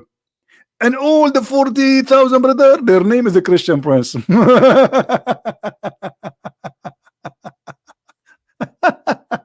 And now, look, Ka'b al-Ahbar said, in the presence of Aisha, the mother of the believer, may Allah bless her, that Mary is not the sister of Aaron, the brother of Moses. Aisha says to him, you lied. You see here, the translation is coming wrong. So Aisha, she did not say this, the prophet did not mean that. We knew that she is not. Aisha said, you are a liar. So Muhammad, he was teaching that this is why the guy, he came to correct him. And after he got him busted, he says, okay, at that time they used to call them by their ancestor, but that is a stupid answer too, because Maryam, she is not from the ancestor of Moses. Stupid answer again.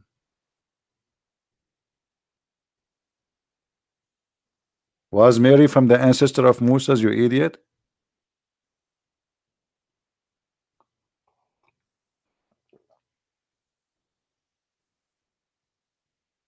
Yani Abdul? And not only that, the Quran claimed that, and Muhammad claimed that Mary, the Maryam, the mother of Jesus, her father name, his name is what? Umran. Okay, what is the name of the father of Aaron? Hey Fadi, what is the name of the father of Aaron? Can you give me the name?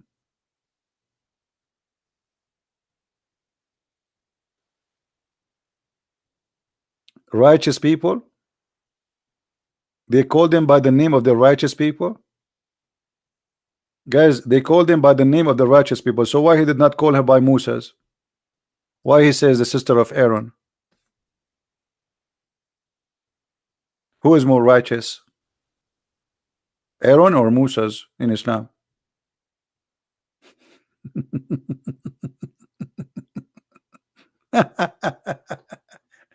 What about David? Hmm? What about Suleiman? Why Aaron? Can you tell the people in the chat what is the name of the father of Aaron? Okay, guys. Another Umran. See, guys, it's a coincidence. It happened that both of them, they have the same name of the same father. But look, this is again is a stupid lie, because the father of Umran, or father of, and neither the father of Mary and neither the father of Moses or Aaron is, his name is Umran. Again, your prophet got busted. There's a huge difference between Umram and Umran. Umram.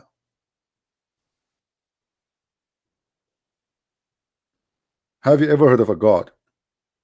He cannot quote a Hebrew name correctly. The father of Aaron is not Umran, and the father of Mary is not Umran too. And this is additional proof that Muhammad is a false prophet. I mean, even the name of the father of Mary, he do not know it. Hey people, is the name of the father of Mary is Umran?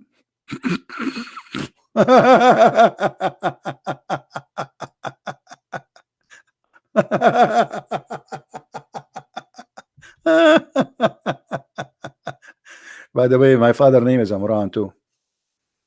And by the way, when Umran he died, there was 40,000 in his funeral. All of their name is Aaron.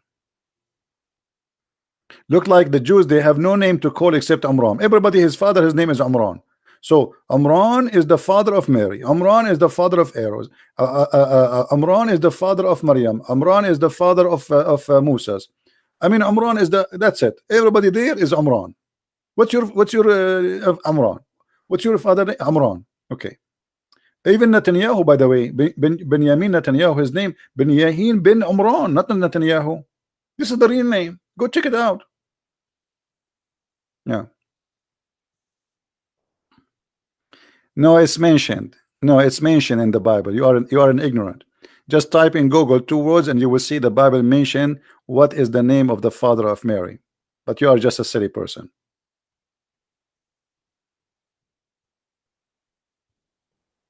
Just type in Google.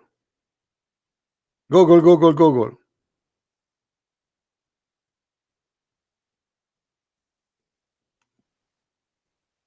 So you are worried about Jesus not knowing the judgment day as you claim? Look at this guy. Every chapter is stupid.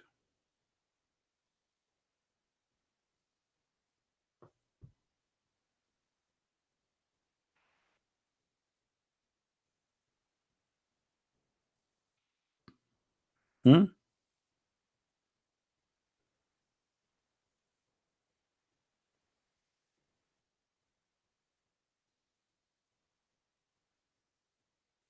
Any Mohammedan?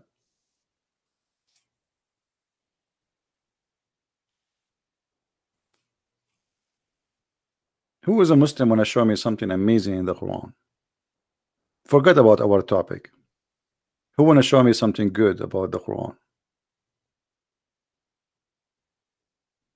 What was your Muslim name? I never been a Muslim. Do I look a fool for you? You think me, I will believe that there is a God, his name is Allah. Nobody knows what his name mean. Nobody saw him, nobody spoke to him. And there's a prophet who have the power of 40 men in sex. He will be my prophet? And you want me to believe that there is a prophet, if I believe in him, Allah will give me the power of 40 men for boom boom, and he will give me 72 women at least? And you want me to believe that I will go to heaven and I will wear a bracelet and a green silk trouser, brother, and I will sit and recline in a couch? I have a couch here, guys. I have a couch in my believe me, I swear by the moon and the star, I have a couch. I did not use it even for 10 years. I don't sit in it. God God of the heaven and the earth, he is promising me a couch. Huh? What about the story of Noah? Is it similar to the story of the Bible? So how could Islam again here be anti-Bible if it's confirmed what is mentioned? Your prophet is copying from the Jews. I mean, look at this stupidity here. So if your prophet copied the Jews, that will make him he's confirming. And by the way, even the story of Noah in the Quran is wrong. Let me ask you, Fadi, how Noah he was able to get the lion inside the ship? Can you tell us, Fadi? Guys, Allah he made the lion have a flu, sick. And Noah he grabbed him from his tail, he put him in the ship. And then Noah he found that in his ship unwanted visitor, a mice. And Noah get worried. How he is going to have a mice who will eat his food? But Allah he made the lion sneeze. How achoo, achoo, and a cat came from the mouth of the lion. Am I lying, Fadi?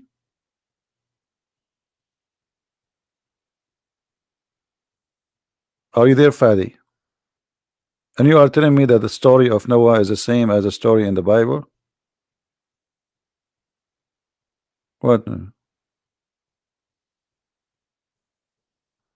Hello? Hello? Hello?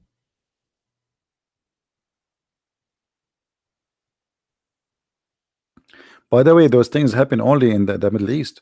You know, actually, I remember once my mom, she brought us an elephant to eat him, like, you know, for a snack, you know. And the elephant, he had a flu. Okay. So he sneezed and a giraffe came out. Big giraffe, you know.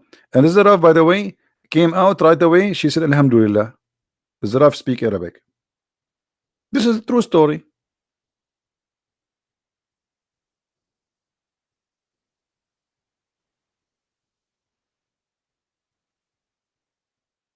Yeah, when Jesus he speak about no man knows, and not even the Son.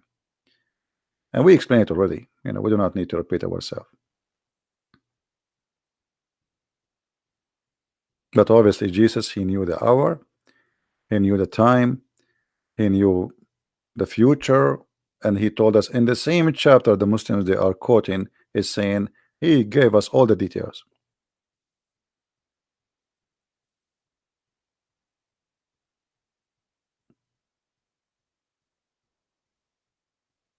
When we say that the Messiah, you know, when we speak about God, you see the Muslims they have different image of God. In Islam, everything is a decree, which means everything is a destiny preset. We don't have that. Ma'arakat al-Ahzab, it's a clear proof that Allah saved Muhammad and the Muslims. Are you sure? Okay, let me show you this. Fadi saying the war of al-Ahzab is a proof that Allah he saved the Muslims.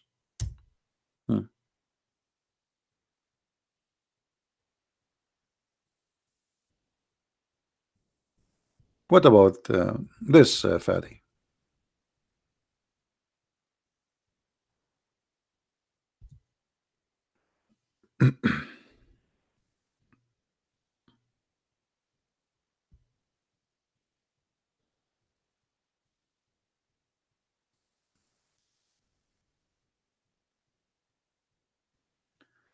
Allah said to Muhammad, O Prophet of Allah, urge the believer to fight. If there are 20 steadfast persons among you, they will overcome 200. What? 220 to 200, which means 1 to 10. And if there are 100 steadfast persons, they will overcome 1,000. The Muslim they went and their ass was kicked badly. They came and Muhammad right away to cover his bum. Look what he said. Now, brother and sister, now Allah lighten your task. For he knows that there is a weakness. Now Allah he discovered the weakness. Now he discovered the weakness. A verse before it he do not know. So Allah he know that you have a weakness. So if they are of you 100 steadfast person, they will overcome 200. Look what happened. From 20 will fight 200 to 100 will fight 200. Do you see how big the difference is, the change? Are you there, Fadi? You see how much Allah he knows? Now he knew the weakness. So what happened? And here, by the way, if Allah is God and he promised them victory anyway, who care if they are 1, 100, 1,000? If God is with me, who could be against me? Correct, guys?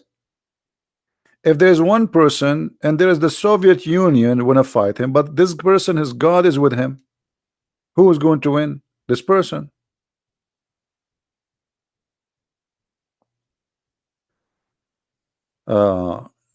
What Allah intervened? This is your fiction, my friend. I can show you tons of his stories, but if I want to go over those things, you know, it will take me forever. But hold on. So you are saying to me Allah he defend them in the chapter of Al-Ahzab, but here he did not defend them. He promised them that one of you will fight 10, and he did not make it. He did not keep his promise. There he kept his promise, according to you. You know, to make you a liar, it's enough to lie once. Is that correct, guys? If you lie once, you are a liar. So if you are trying to fool yourself saying, okay, there he protected them, here he did not, that's mean Allah is a liar. He just told them one can fight 10. That's it. You don't say I found a weakness on you. This is God. What found weakness on you?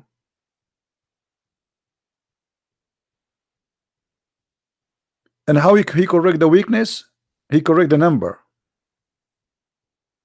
That's mean the weakness is not on them. The weakness in his calculation, because they are the same people. Nothing changed.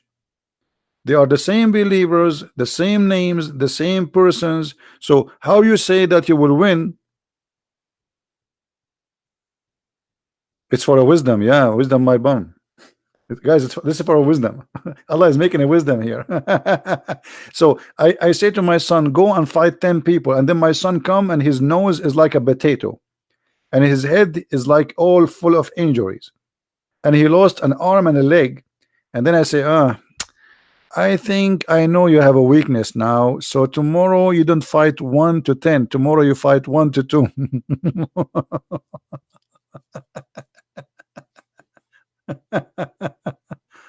That's a good one.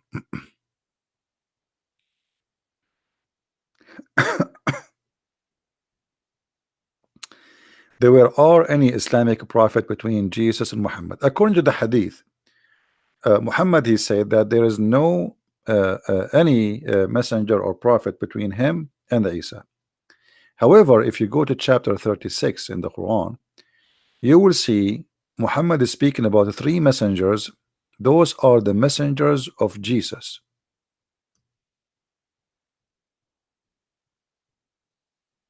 And the interpretation of the scholars acknowledge them as John and Peter and Paul. Yet the Muslims, they call Paul all kind of names, and this is showing us the ignorance of the Mohammedan.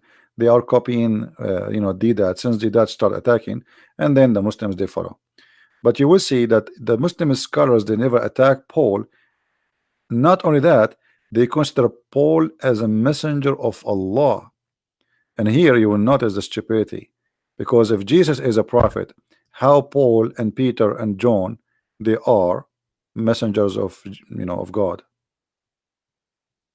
How you can deny then the Islamic astonishing conquest following the death of Muhammad, that within 1 year the caliphate extend from Andalus to India? You are stupid, my friend. What 1 year? It took you forever. What 1 year? Your prophet, he could not even, you know, even in the time of your prophet, almost Muhammad, he was demolished. when he have the war with the one you call him Musaylama. Almost, if the guy he won the war, Muhammad is gone. And after Muhammad he died, people they left Islam immediately. This is why you have another war. It's called the war of apostate. So what do you mean within a year? And then after that, the Muslims they killed Uthman. The one who expanded Islam is Abu Sufyan, and Abu Sufyan is not a Muslim. And the Quran says that. The Quran says that Abu Sufyan and his family, Muhammad, he paid them money to convert to Islam.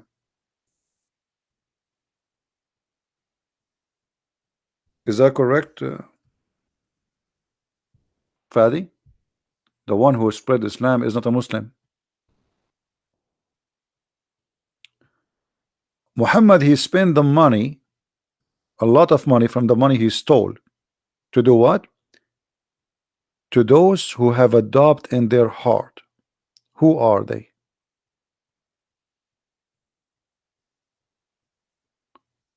To attract the heart of those have been inclined toward Islam. Muhammad, he bought them, and this is what the interpretation says. You're a prophet, he gave Abu Sufyan 100 camel for each one of his family, and 4 ounces of gold and silver, whatever, you know, like a lot of money. And that made Abu Sufyan agree to announce that he's a Muslim. And Abu Sufyan family is the one who spread Islam, not Muhammad. And here you will see that Muhammad cannot be a prophet of God, because if God want to make his Islam spread by somebody, he is a hypocrite. He convert to Islam by paying him money. What kind of God this God is? Is that correct, Fadi, or I'm lying? Do you want me to show you the reference that your prophet he bought those people to convert to Islam? They are criminals. The Quran speak against them all over the Quran, that they are bad people, they are bad, they are ugly, they fight the prophet. Those are the enemy of the prophet. So what he did? He bribed them. They are gang. He gave them money, and then they became the caliphate. Is that true, Fadi, or I'm lying? You said to Andalusia, right? Is it the one who occupy Andalusia is the children of this guy?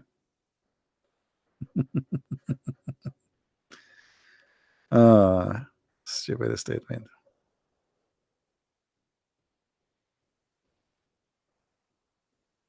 Do we have any serious Abdul additional to this kid?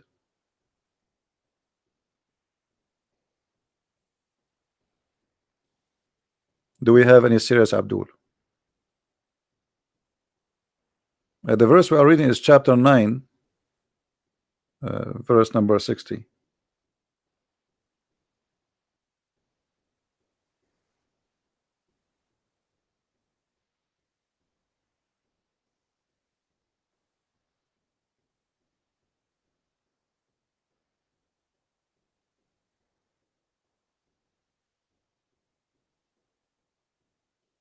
Anyone?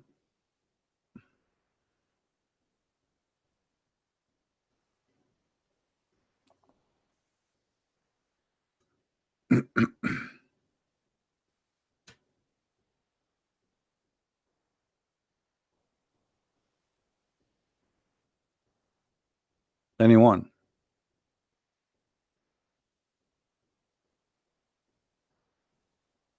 And by the way, as long you mention this you know, the story of this, I mean the Quran predict that this person he will never convert to Islam.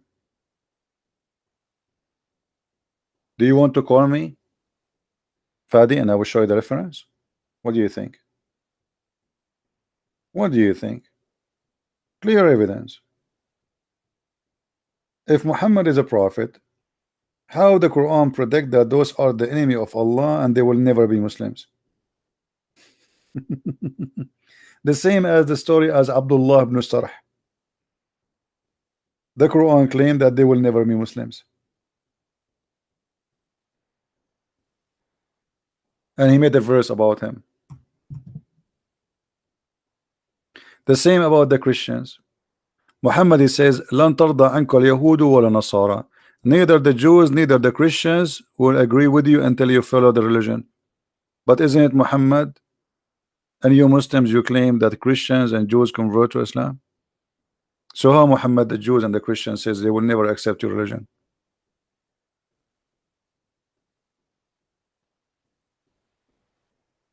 تكون النبوءة فيكم ما شاء الله أن تكون. That's stupid of you to say.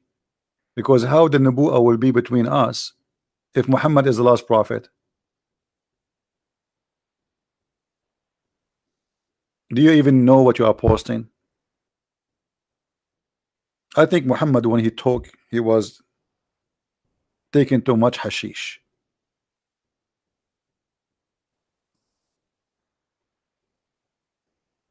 Hmm?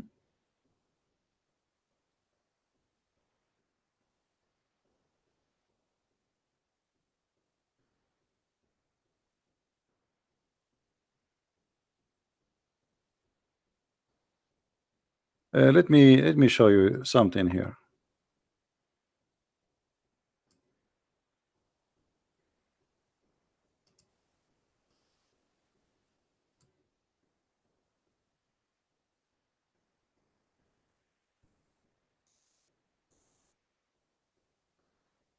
Is that the prophet saying that?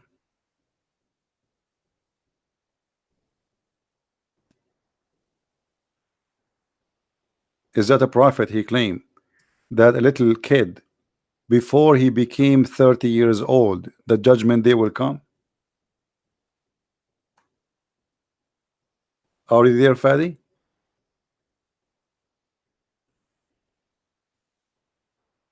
Fadi, are you there? Is that true?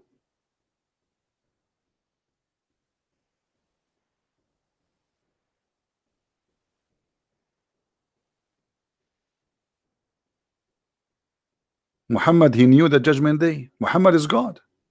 Muhammad is God, guys. He knew. Here we go. Muhammad, he knew the judgment day. Actually, I will make a short video about it. I will call it Muhammad is God. Just wait. The proof that Muhammad is God. Just wait for it.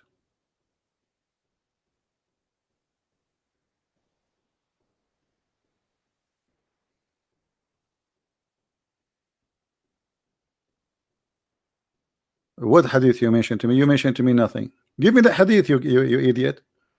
What تبقى الخلافة فيكم? What does that mean? I mean, look how stupid you are. And who is it changing topic? We are talking about prophecies. Is this a prophecy? Your prophet prophesying a kid before he became 30, judgment day will come. If he is a liar, he is a liar. This is a lie. One lie will prove that he's a liar. Already we got Muhammad busted. Everything he said is a lie. Changing topic. No, you are the one who changed topic. We are talking about Muhammad being a prophet, prophesying. Here we go. Actually, our topic about judgment day. How Muhammad, he claimed that this child before he became 30, the judgment day will come.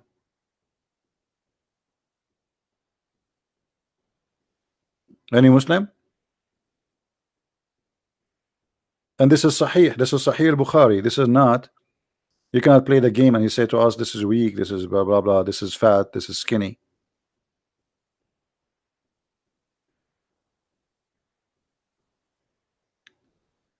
You can call me, but no, if you are only Muslims can call me. Sorry. Are you a Muslim?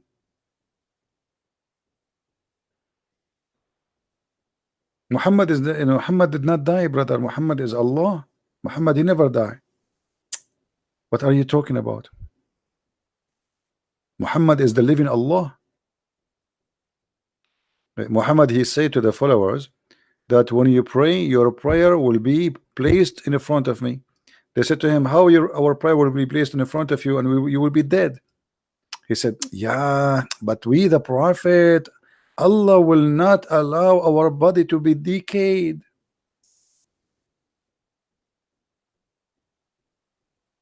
Is that correct, Fadi?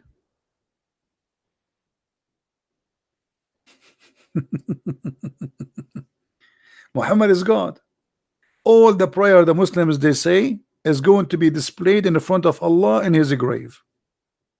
He's alive and he will listen to it all. Have you ever heard of a madman like this? Not only that, Muhammad, he claimed that he was a prophet of Allah while Allah was making Adam.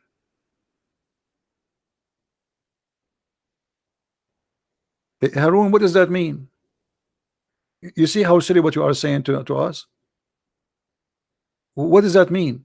تكون النبوءة فيكم ما شاء الله. Guys, the prophethood will be between you until Allah will. What does that mean?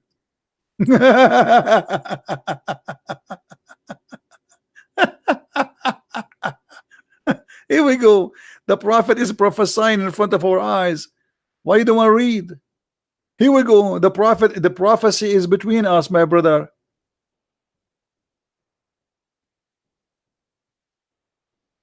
What do you mean what do you mean it happened? How this hadith happened? I mean, this guy is literally suffering from mental illness. Let me find the hadith.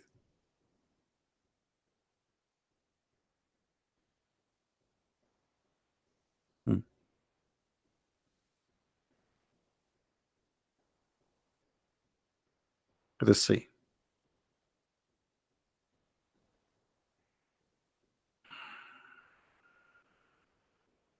I cannot even find the hadith.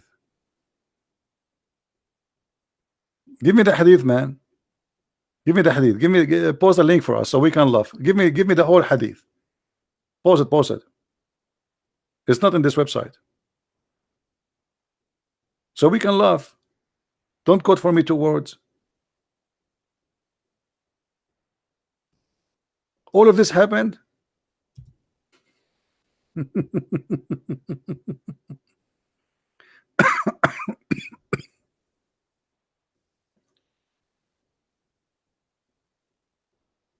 All of this happened.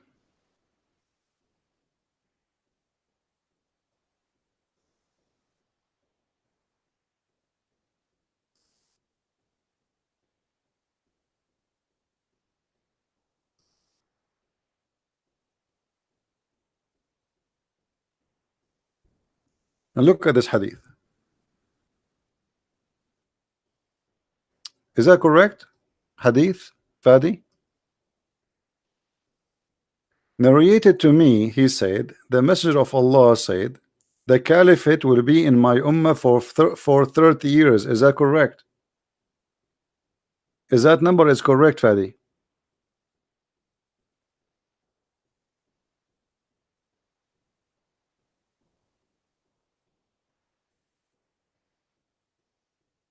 Do we have any Muslim?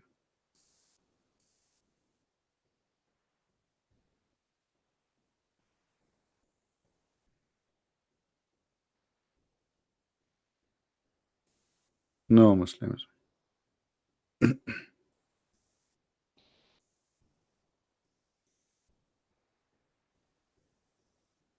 I wish I have the video of the last time Fadi he called me so we can play it so we just for a laugh. Just for a laugh.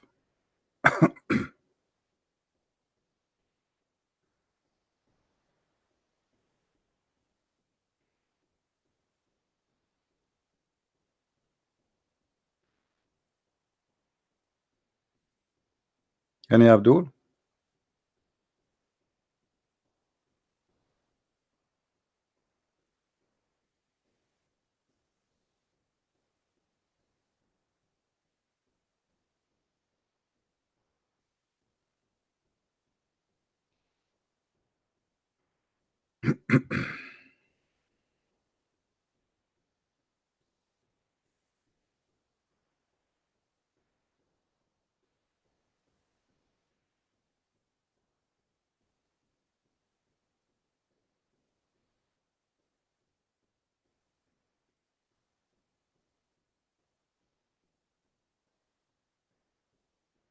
Anyone?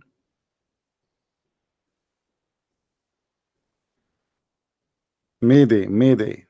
Are we out of them?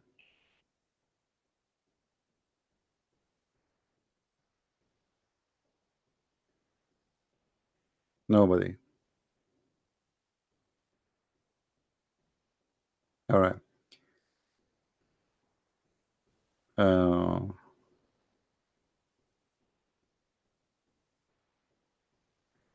You said I could call you, remember? Yeah, but you know, we are taking calls from Muslims now. And actually, I prefer only Muslims to call me because we want to show them, we want to show the Christians. This is what we do here, you know, to show you how to refute the Muslims. All of this is a false prophecy. There was a caliphate only for 30 years. Only? What this guy is talking about? Any Muslim want to agree with Muhammad saying that the caliphate will be for 30 years? As I know, just last year we have a caliphate. He was a rapist like Muhammad. 30 years only? Are you sure?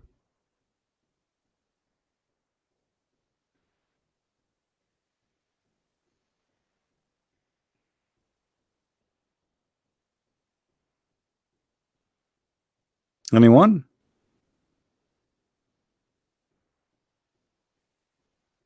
Rashidin Khalifa? Well, even the Rashidin Khalifa is not 30 years. Here we go. You got yourself busted again. You see, I never saw a Muslim he know what he's talking about. Muslims are just weird. I don't know. Abu Bakr, he was a caliphate for how long? Was less than 2 years. A year and 4 months.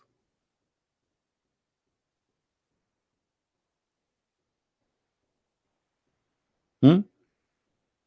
Omar, 10 years. So the total is what? 11 and a half or less. Uthman, 12 years.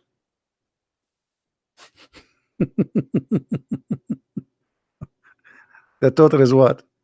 24 and a half.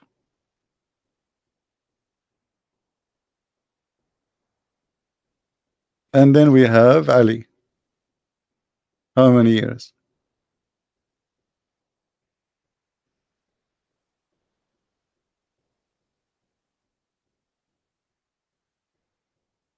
Proven Muhammad to be a false prophet, 5 years.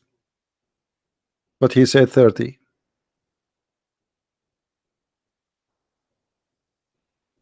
So what we will do now?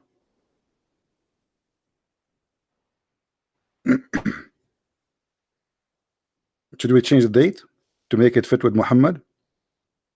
Prophecy. Same time, he did not say the caliphate who they are.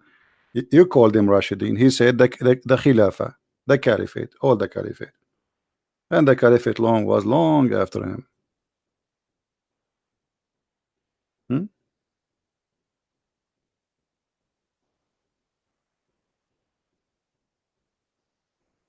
Any Muslim?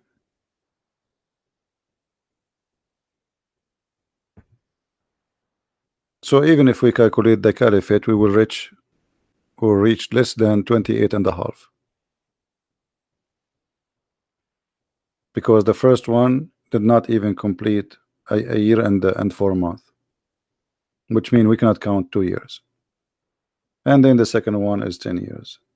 And then the third one is 12 years. And the last one is 5 years. So your prophecy, even this one is false. Try something else.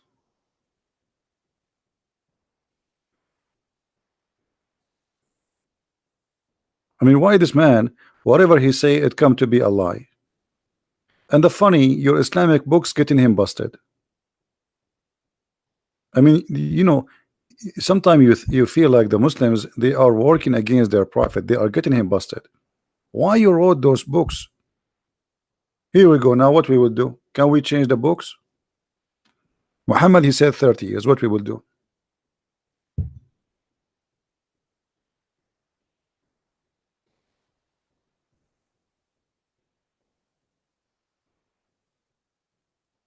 Hmm? And by the way, as long those are the good caliphate, why the Muslims kill them? Guys, Islam is made by decent Muslims, to the point each one of those caliphate was killed by Muslims.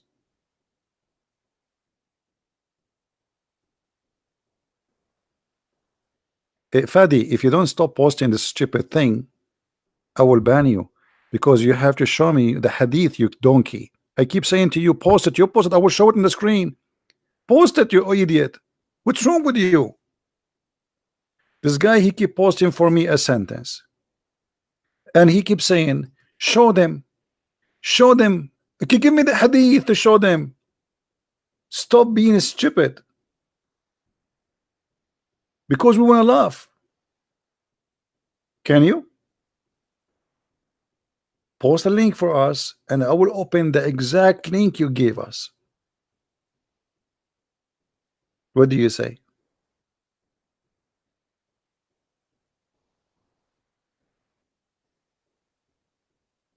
Challenge,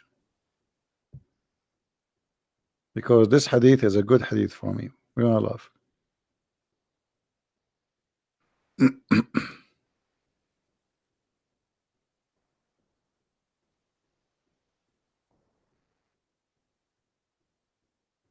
Hmm?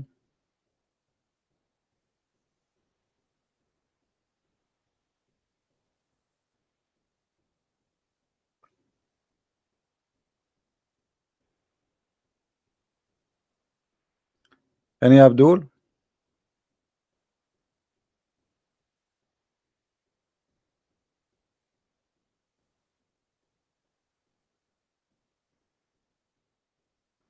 All the prophecy Muhammad he made is proving him to be a false liar.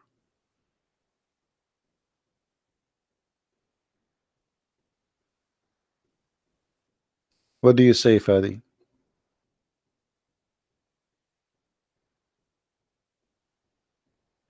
Because the hadith you gave me, it says is going to be as long as Allah wish, but this hadith says 30 years,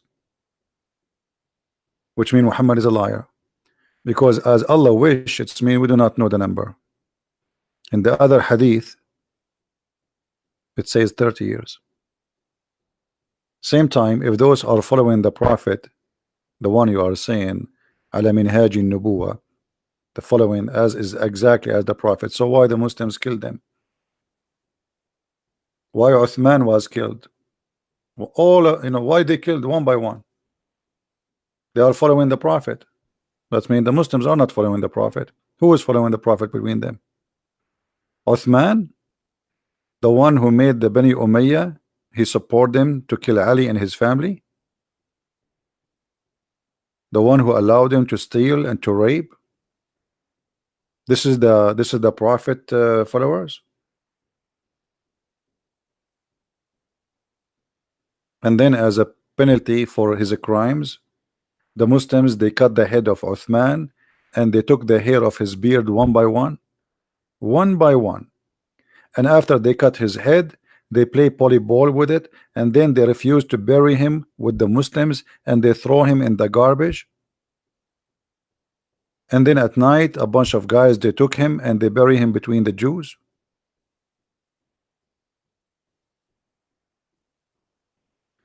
The Prophet, he prophesied they will get killed. Where he prophesied they will get killed? Show me the hadith. Show me the hadith so we can laugh. Guys, the Prophet, he prophesied he will get killed. He said they will get killed. Show me the hadith so we can laugh. Oh boy. And you know why you are what's wrong with Muslims? Why they want to choose only certain things? Okay, here we go. Your prophet, he prophesied that this guy, before he died, the judgment day will come. So what you are saying to me, that you believe that there is some prophecy Muhammad he said is true, and some prophecies he said it's a lie. The fact, none of them is true.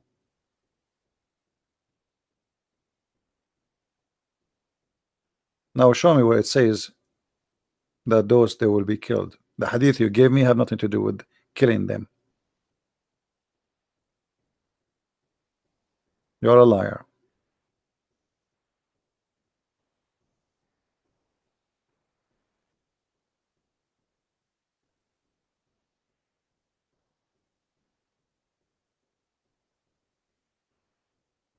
This is the only kid we have here. Like from all the Muslims, there's only one kid. You have no idea what to say.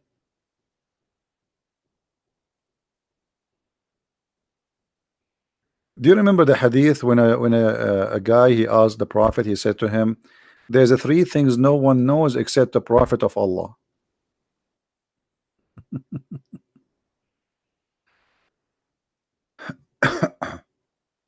The Quran has so many books written after by scholars just to cover up the violence and the stupid. I don't know what they mean. Has so many books written after the scholars. You mean tafsir? I'm not sure what you mean. Fadi, he said, once they got killed, the caliphate ended. That's not true. The caliphate never ended. Secondly, your prophet, he said they will be there for 30 years, my friend. The total number of the caliphate is not even 28 years. So your prophet again is a liar. Did your prophet say 30 years?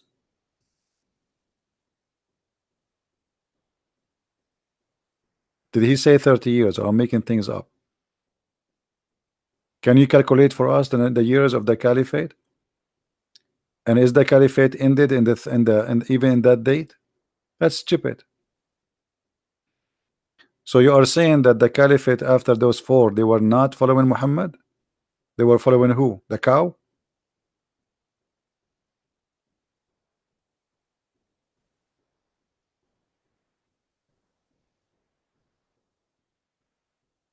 My books is already in Africa, my friend. I have picture. People send me their selfie of with their books from Nigeria, from Ethiopia. It's already there.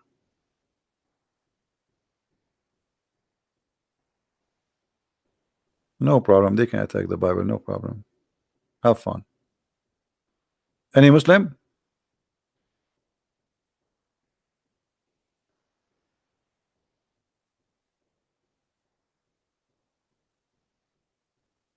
Anyone?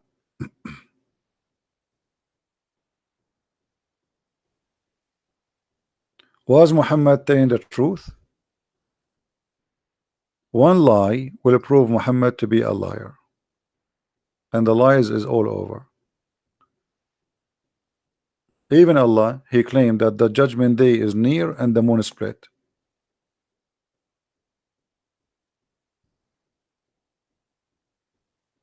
Right? And we are waiting for Gog and Magog to appear. And we will fight Gog and Magog by arrows.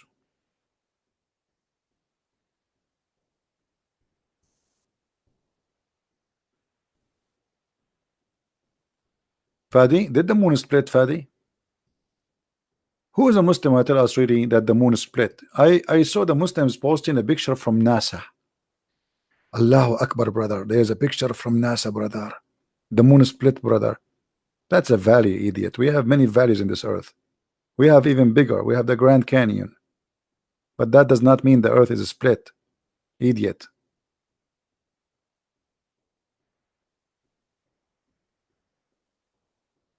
The moon split? Are you sure? And was a judgment day? So what happened? Allah changed his mind after he split the moon?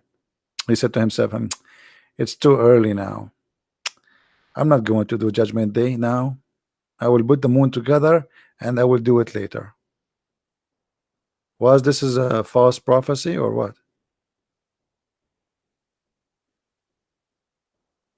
Was it?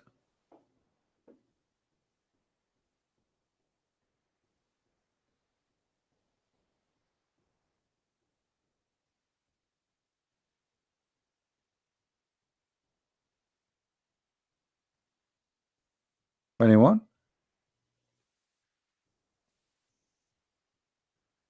Andromeda, you have what this guy Andromeda? Somebody told me that he's attacking the Bible. What he's saying?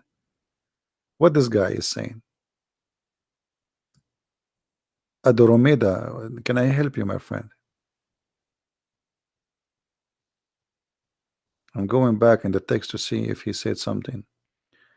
What Moses heard, Gabriel voice in the name of Allah.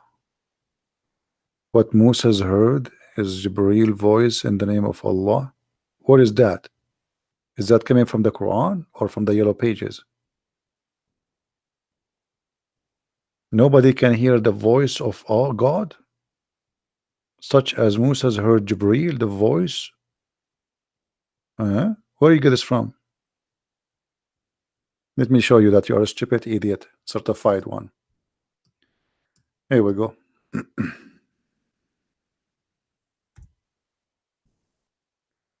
Moses, he heard Jibreel. Are you sure?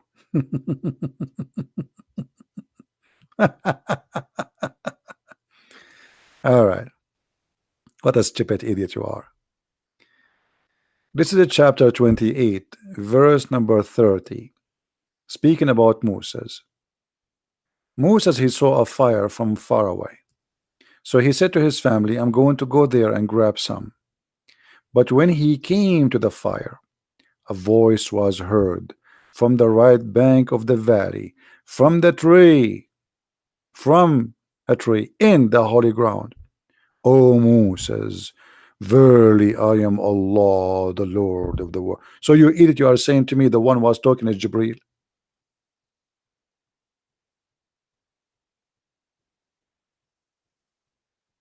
Are you there at the Ramida? Are you saying Muhammad is lying? The voice saying I am Allah. So Jibreel was talking saying I am Allah. Are you there at the Ramida Dida?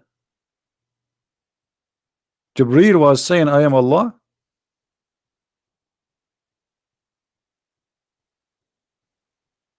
Are you there? Don't play dead now. Don't tell me you did not say that. We have a snapshot of it. You said that nobody heard the voice of Allah, and Moses did not hear the voice of Allah. He heard the voice of Jibreel. Quran says no man can speak except the angels. Quran says okay, listen. Do you see the verse I'm showing you in the and show me the verse in the Quran says nobody can speak to Allah but the angels. I want to see that. I want to see that. I want to learn from you. And the verse we are in front of us, what we would do with it now. The Quran says nobody can speak to Allah except the angels. Show me the verse. I mean, where we get those Muslims from? I'm sure you are not organic. I think they use too much fertilizer. You are out of control. You said Jibreel never, Moses never spoke to Allah. Okay, let me get you busted. Let me get you busted. Additional to this is nothing. This is the start.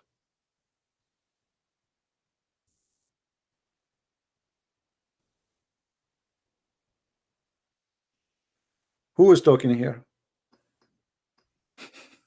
And who is talking here? And who is talking here? He said to him, oh my Lord. And who is talking here? And who is talking here? And who is taken here? I mean, you are a certified donkey. Get out of here. Get out. Just let me ban you. We don't have a, you know. What's your Skype? Okay, you have a Skype. That's good. Okay, give me your Skype. I will call you. Give me your Skype. I will add you. I was going to ban you actually, but as long you will call me in Skype, I have forgiven you. All right. Give me your Skype. We will take you as a snack.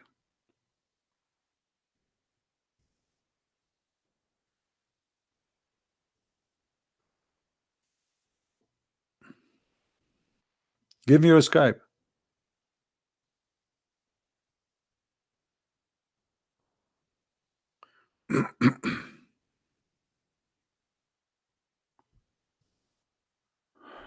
Lord have mercy.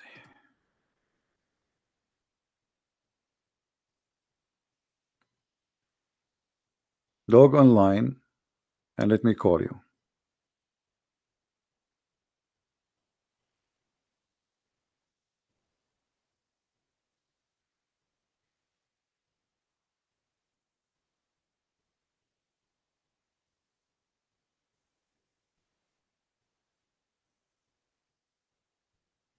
Guys, did he post his Skype?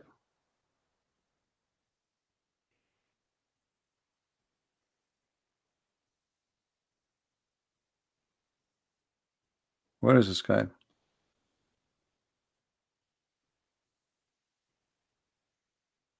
Don't worry about shouting. Let him shout. Give you a Skype. You don't want to talk to me in Skype now. Okay, let me block you then. So you were lying to us, and you idiot. The verse you gave us in the Quran, just to show you. Okay, I will show the verse you gave us. And here again, you see how the Muslims are really. I feel sorry for them. I really feel sorry for you. This is the verses. This is the verse you choose for us. The Lord of the heaven and the earth, and whatever is between them, the most beneficent. None can dare to speak with him on the day of resurrection.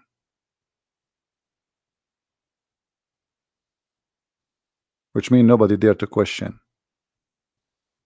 Nobody dare even to be open his mouth. That is about the day of resurrection. You are a stupid idiot. Because Muhammad, he confirmed in the Quran and the Hadith that Allah, this is why Musa, his name is Kalimullah, which means the one who Allah spoke to. And Allah, he spoke to Isa. And Allah, he spoke to David. Allah spoke to Solomon. You are an idiot. Here we go.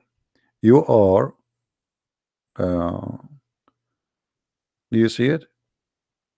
Who is talking? Muhammad, reporting what Adam he says to Moses. So stop being silly and stupid.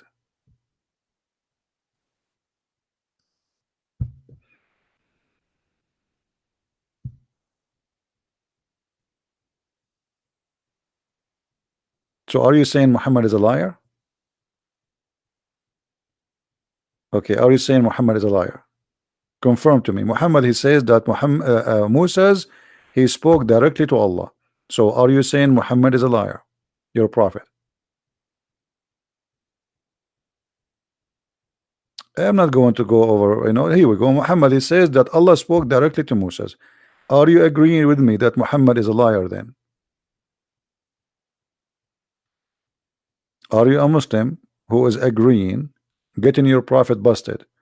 Because if you are saying nobody spoke to Allah and nobody can speak to Allah, that's mean Muhammad is a liar. This is Sahih Hadith. It's very authentic. So what do you say?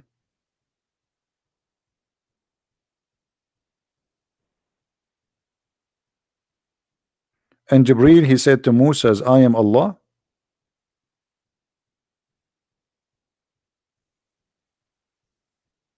Ah, he did not hear the voice of Allah. He heard the voice of the angels. The angels, they were saying to him, I am Allah.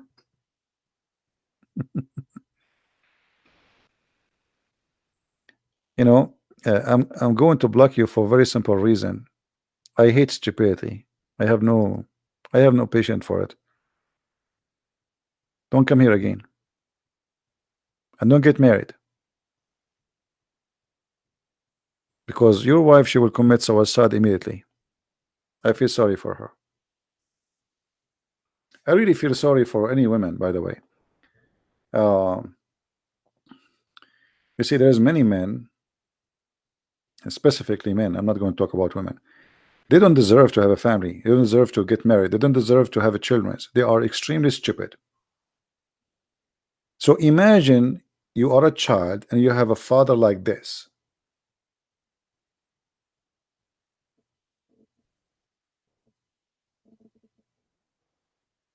God forbid. Imagine you are a woman and you marry a man like this, or like the guy who called me yesterday saying to me, yes, it's true, the sun set in the murky water. This is true.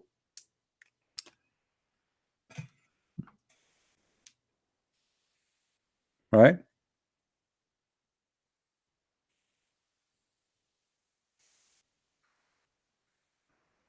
No, I mean really there's a lot of people, they are unlucky.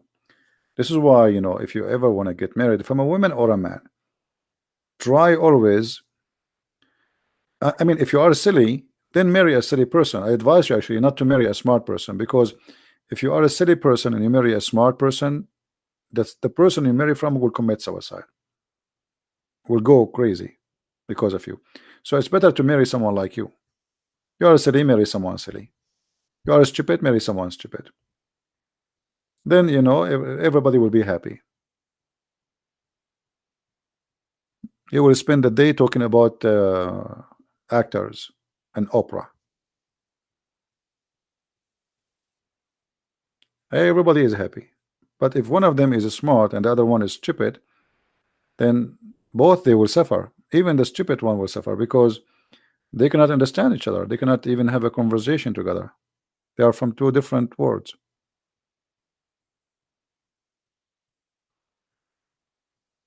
Sharmak Noor. Who is Sharmak Noor? Is he a Muslim?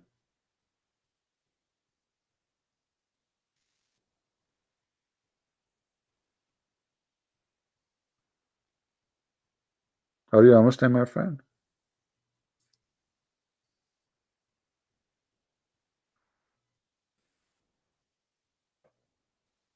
No, my Skype is working, my friend. Give me your name, I will call you.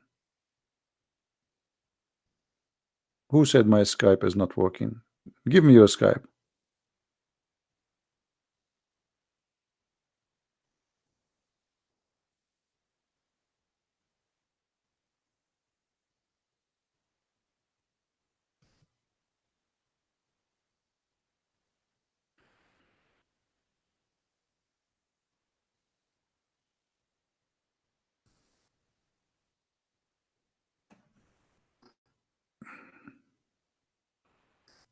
Ahmad, I am a liar. Why? I just said Muhammad is a prophet. Is that why you are saying to me I'm a liar? Muhammad, he prophesied that if he lie, Allah will cut his artery. So yes, the prophet, he was a prophet, he prophesied. At least there's one prophecy he says true. Let me show you.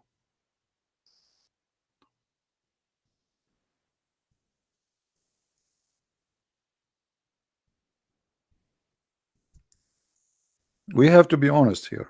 The prophet, he said something and it really happened. Read with me. This is Sahih Bukhari. The prophet said that I feel as if my aorta is being cut off from the poison which he ate in Khaybar. What is cut off? Ahmad, are you there? I feel as my aorta.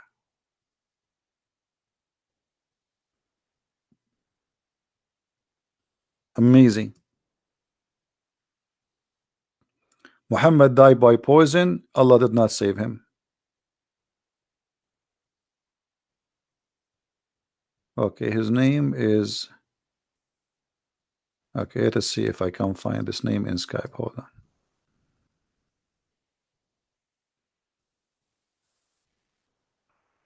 Even though I almost was going to leave. Which one is you? There's many.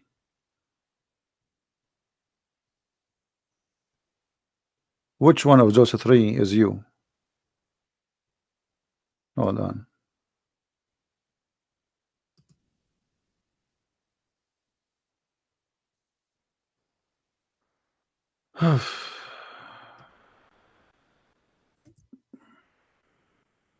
There's three names. All of them, they have the same name. And none of them is online. Come online so I will know. I will be able to recognize you.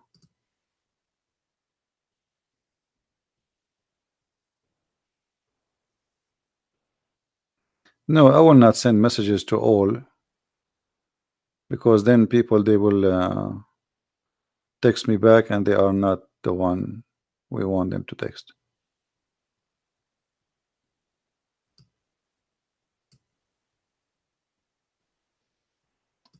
Come online, Shamrak, Sharmak.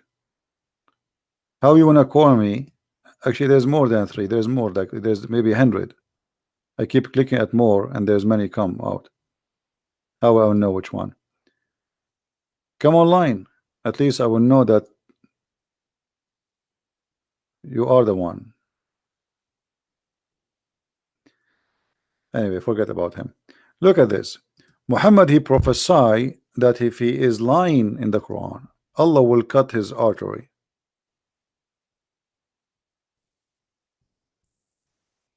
And this is exactly what happened to Muhammad.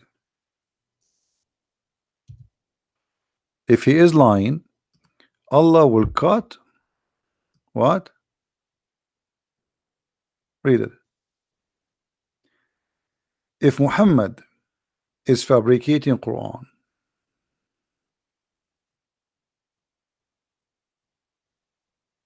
it says as if. So what? As if. That's a good answer, guys. It says as if. Well, as if, that's mean this is where the pain is. That's mean this is how he die. This is what he feel. Are you saying your prophet was lying? You don't feel that? When I say as if, as if, because it's not yet. He's not dead yet, because if this has happened, he will be dead, you idiot. If his artery is cut off, that means he cannot talk, he's dead. So now he feel it, now it's happening, and then he die right away. You want him to say that after he die? You want him to say not as if you want him to say it cut off and he's still alive? You are very smart. So the Quran, Muhammad says in chapter 69, if Muhammad is fabricating Quran, fabricating words saying that Allah is the one speaking, surely we'll cut him from his right hand and we will cut his aorta.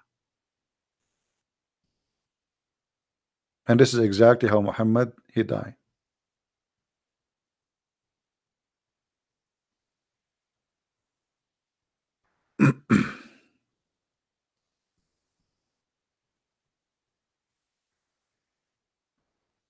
Yeah, a lot of Muslims when they debate me, I cannot find them.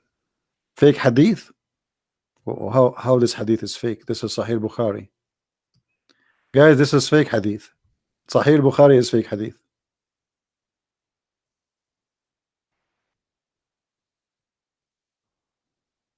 Anything get Muhammad busted is fake.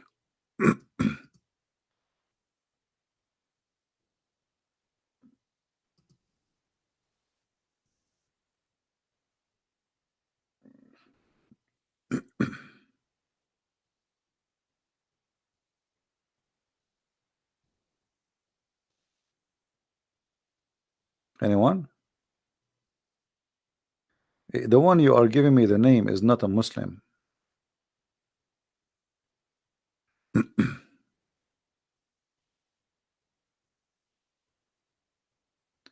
Yeah.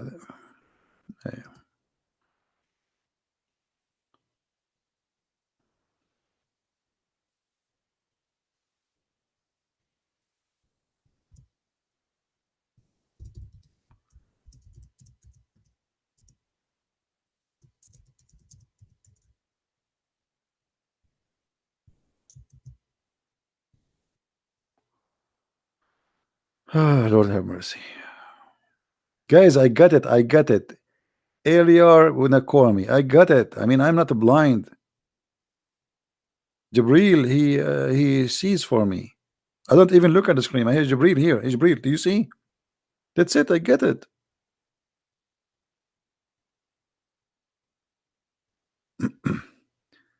Thank you, Katham.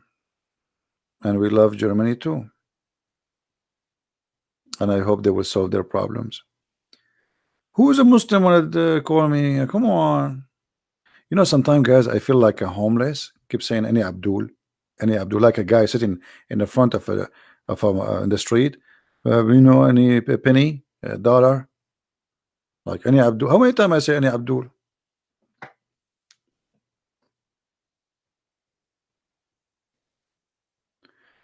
No, no, I just texted you actually. I texted you, but you are not in Skype, and they keep saying to me, "I want to call you, want to call you," but you are not even in Skype. You are not bothering me. I told you before you can call me because you're an ex-Muslim.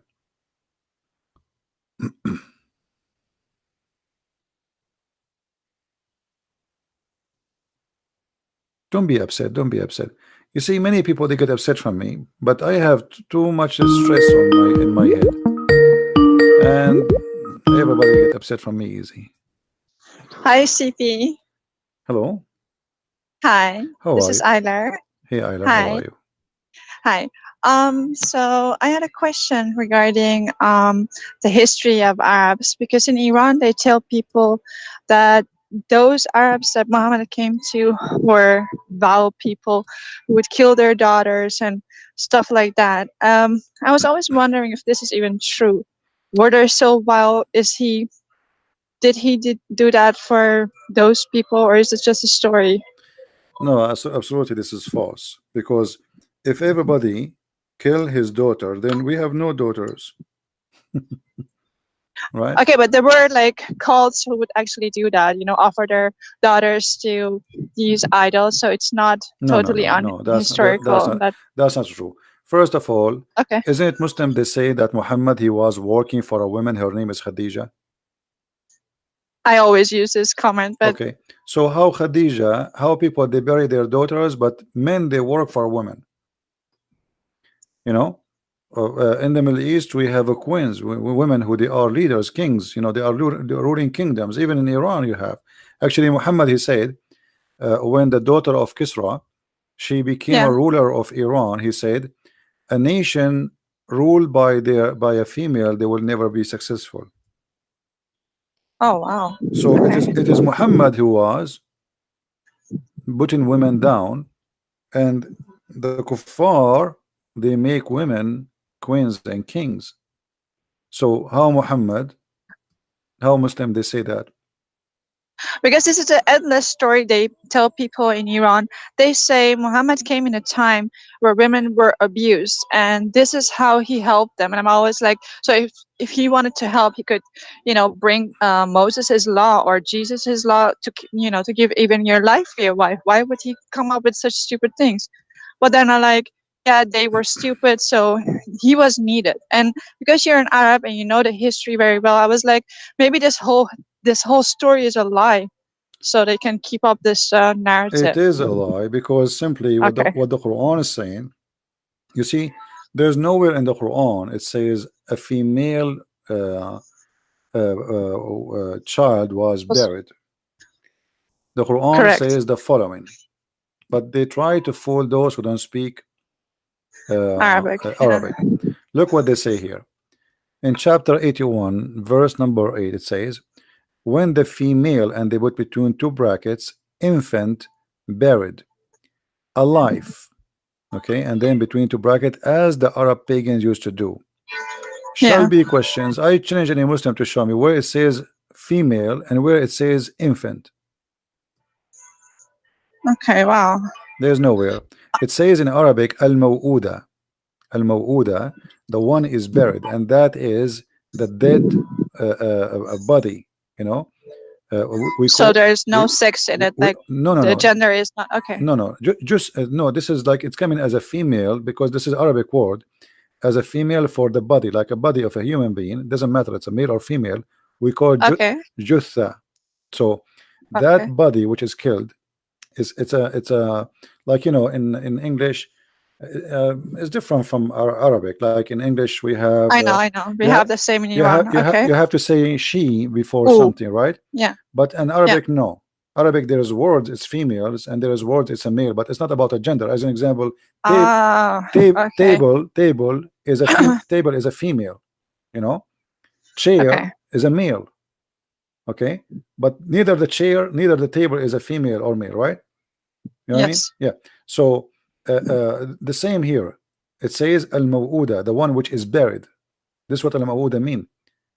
So there's nowhere it says female and nowhere it says infant. So it's going Yes. to be said in which sin or which guilt she was killed. That is the body. She is the body of the dead body. Okay. For what reason she was killed? So when you kill a person, that dead body in the day of resurrection, Allah will ask that this body, for what reason they killed you, what you did, you know, and then everything which is written, which mean the record of everyone will be, you know, like published, and everybody will see his sin.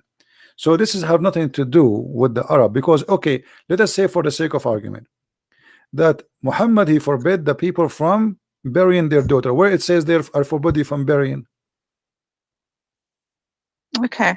This is about the judgment day. You know? Oh, wow. Okay. In the judgment day, Allah will ask. You see, all this chapter here is about the judgment day. Look, this is a takwir. It says here, when the sun is covered, when the sun round, because the sun now is not round, and then when the stars became darkened, and when the mountains is destroyed, and etc. When, and when the sea, and when the souls, you see the word souls. I can't see because I'm calling you on my phone. I'm sorry. Oh, okay. I have to look back after. Yeah. When the souls is going to be joined together with the bodies, and then right away after the word bodies, we see the word is going to be questions. That is the body. In Arabic is, in Arabic here it says al-maw'uda. So that is a question, okay, about the body which is buried is going to be rejoined with the soul, so it can talk, and then we will ask that body, who and why you been killed, for what reason. All right. However, by the way, here it doesn't even say killed, not necessarily killed. The verse after it says killed, but here in the verse here it says, and the one who is buried is going to be questioned for which sin was killed. Now here killed, it can be any reason, somebody killing anyone, you know, murder, etc. So everyone will be questioned for a crimes he did. For what reason? And there's nowhere here it's speaking about what they claim. Okay. Yeah. Thank you. Same time. If this is true, shouldn't they quote for us some stories of people they bury their daughters?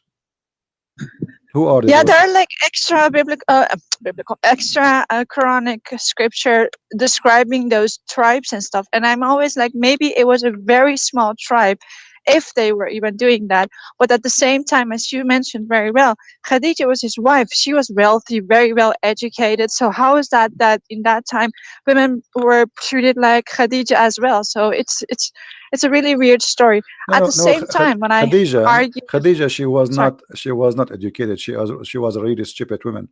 But let us say, really? Yeah, she was a stupid woman. Otherwise, she would not marry Muhammad anyway. Maybe she was demonic and wanted to use him. No. He is, because she was not a. She is a silly, stupid woman. She is very old, and she married someone a lot younger because he is for sale. You know, there's men, they are cheap. If they see a woman, she is rich and she is old, even if she is 30, 40 years older than them, as long as she have money, you know, they will marry her. But here, they teach this in Iran, that she was very well educated. No, what education? So What they say they say Muhammad learned a lot from her about Judaism, about Christianity. No, first of all, Khadija, she was not even Christian. She was Nasara, and Nasara is a cult like Jehovah's Witnesses. It's a cult. Okay, have nothing to do with Christian. Yeah. Secondly, even according to the Muslims, Khadija, she was a bad woman, and I will tell you the story here. Let me. I will put it in the screen, even though you cannot see it. Yeah, I will see it later. Thank you. Yeah. If we go, there's a chapter in the Muslims books is called the examination of the wahi, which means inspiration of Allah. Khadija, let us see.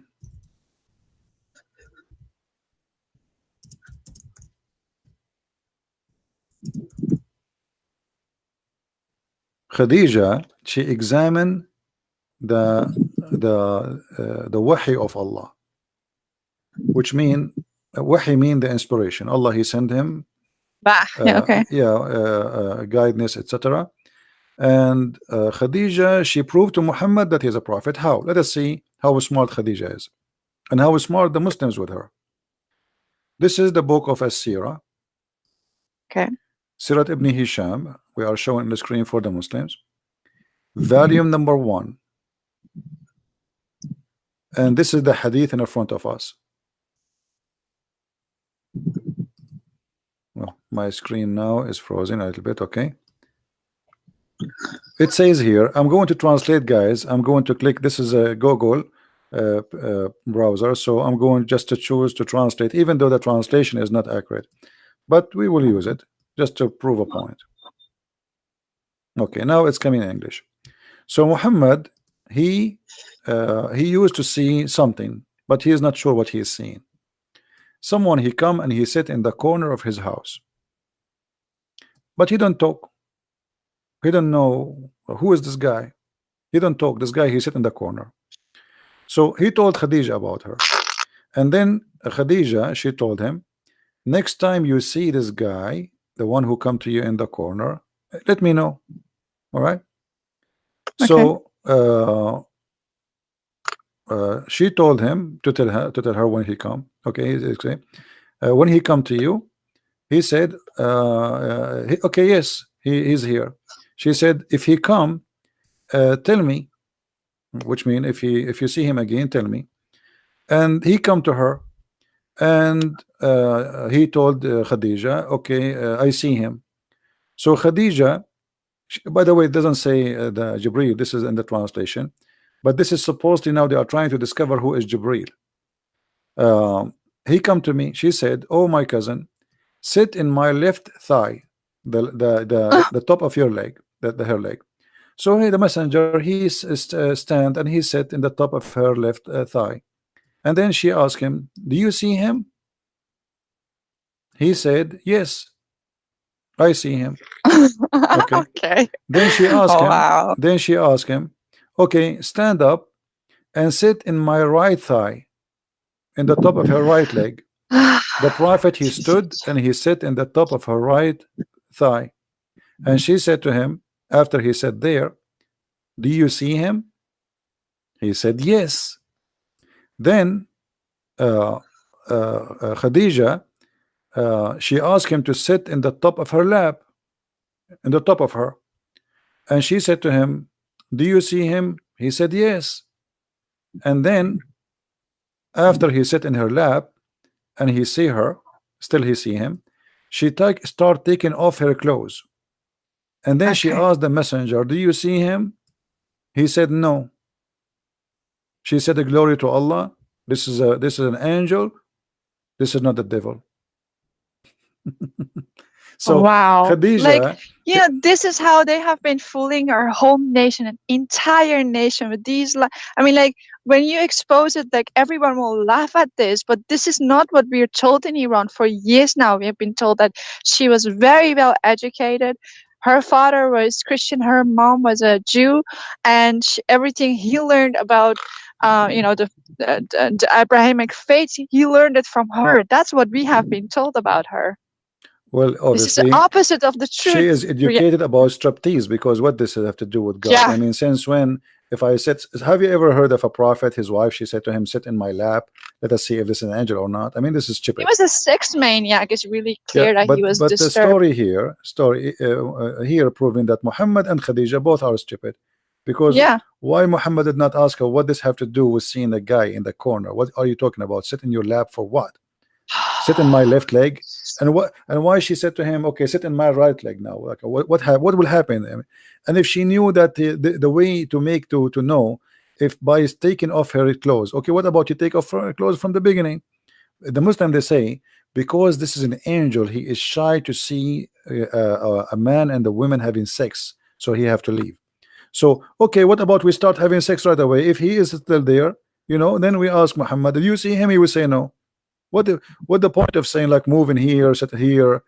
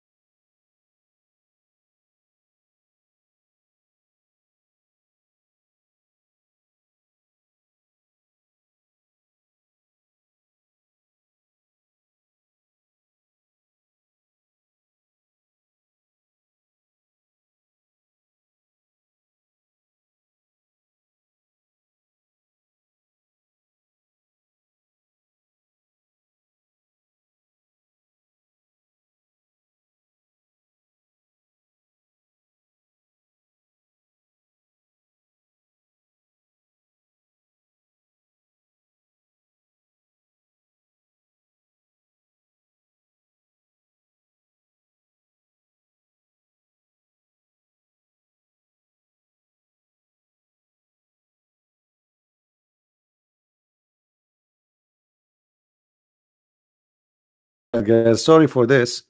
It's my router. My router. I don't know if you can hear me now. Still, my router is start. I have like a schedule restarting for my router. I never thought I would stay until now. Do you still hear me, guys? Am I still heard?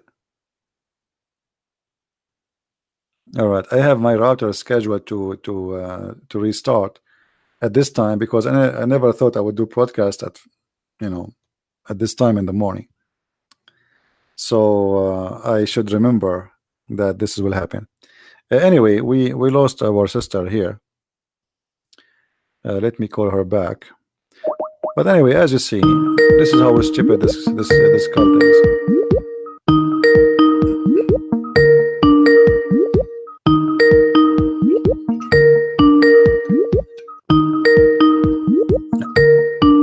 I guess she is not there anymore. Maybe she lost her connection too. Anyway, so when the Muslim they speak about Khadija, I mean, I don't know. Sometimes, like I really, it's funny how the story even came to existence. Did Muhammad go around telling people that my wife, when I saw an angel, she told me to sit in her lap? And if this is true, what kind of a man he is? I mean, imagine I was sitting in my wife's lap, and then I come and say, hey guys, I was sitting in my wife's lap. I saw somebody in the corner, and my wife, she said to me, sit in the top of my right thigh, and then my left thigh. And then she asked me to sit in the top of her. And then she asked me, she started taking off her clothes. I mean, what is that?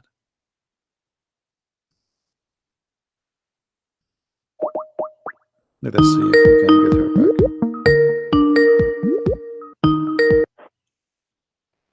Hi, CP. Sorry, dear sister, I lost you. I apologize. Oh, I'm sorry too. I'm walking Yeah. outside. Anyway, So do you have any other question? yeah. There are two other questions. One is they keep saying when I say he married a 6-year-old, they keep saying in those times, those girls were very mature, very tall, very this, very that. Right. It sounds nonsensical to me, of course, but just is there anything backing this up, or is this another a lie they're telling? You know, Aisha, the one they are saying she was mature. She was playing. She was playing with her dolls. You know. So how she was mature, but yet she is playing with her dolls. Not only that, they refute this that there are grown-up people who still play with dolls. No, not true. You know, Even she called him her daughter, her daughters. Aisha, at the age of 14, she called them my daughters. At the age of 14. So imagine at the age of 16, she called them what? You know? My mom. And by the way, when you when you see the translation, you will see the Muslims they didn't translate the word my daughters. You know, they lie a lot. I'm trying. Here we go. You see, guys, this is the hadith, and this is Sahih hadith. This is Sahih hadith. This is Sunan Abi Dawood, hadith number 4932. Sahih. Here you will see Muhammad. He the curtain left up, and he saw her playing with some dolls. And Muhammad, he asked her, "What is this?" She said, "My dolls." In the translation, in Arabic, it doesn't say that. In Arabic, it says, "My daughters." Banati. Oh, wow. Yeah, banati. You know, What actually, you know what? I will use Google. I will use Google browser, so we can translate using Google browser. Guilty liars. That would different. That's so sick. Seriously. Yeah, always. This is why I say never trust Muslim translation. Okay, I'm going to. You see, this is the hadith here. I'm going to click and translate. Let us see if the word "my daughters" will appear in the right side. All right, here we go.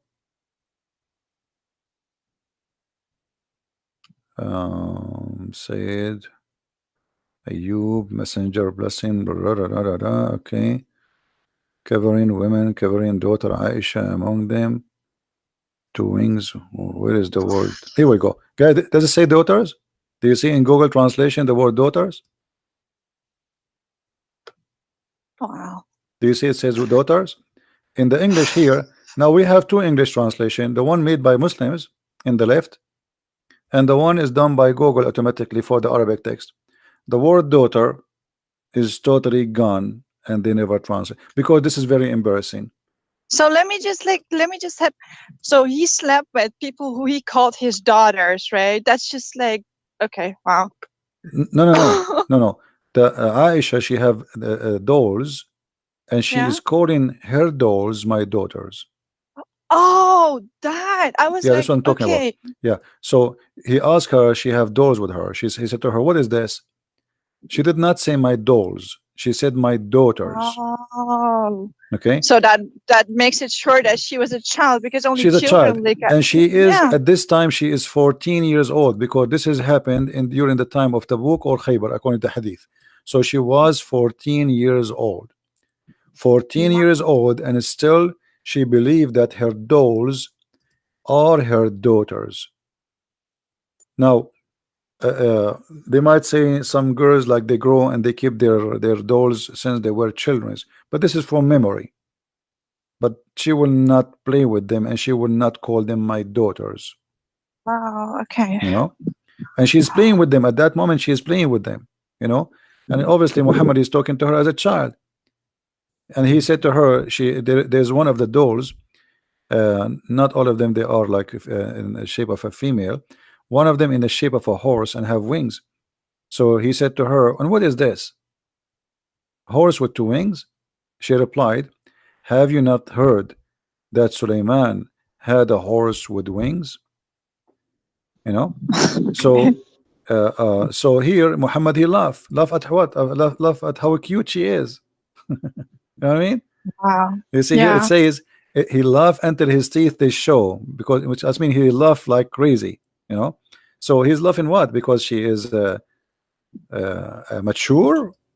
And this will expose everything for them if people will actually know these stories. I already sent you a message on Skype. You can listen to it later regarding this. All right. Thank you so much for revealing all of this. Honestly, like, this is just insane. You know, I have one more question if you have time, and sure. maybe I can ask it later if you have no time. No, it's okay. But you know, for me, I wanted you to call me, like, just because you want to, you know, you post for the Iranian community. So yes, I want you to call me again in different timing, So that will be only like short video for you, so you can download it, because this video is very long. Otherwise, now you have to download it and cut it off from the Yes. time you know that will make you maybe, I don't know how easy it is for you. So either you download this video so you can take your questions and post it in your Facebook or whatever, or you call me again, you know, in a time where just only make short video for you so you can download it and post it again in Facebook. Sure. All right. Sure. Thank you. Yeah, Yeah. you're welcome. Thank you so much. You're welcome. God bless you so much. Take care. God bless. Take care. Okay. Bye-bye. And you know, please guys, don't be upset if I don't. Many of you want to talk to me, and now actually, just because she's ex-Muslims, I accept. You know, if I say to everybody when I talk to me, yes, you know, then we will not be able to talk to Muslims. But I know that she is important because she is trying to refute Muslims from her country, and she herself, she's an ex-Muslim. So those people are important for us to arm them with the answers they need, because they are different from the rest of us. They have a mission. All right, they have an important mission. Now here it's 5:11 in the morning. I thought I will make a video short. Now how you can download this video? It's going to be like 4 hours now. Man, what we will do?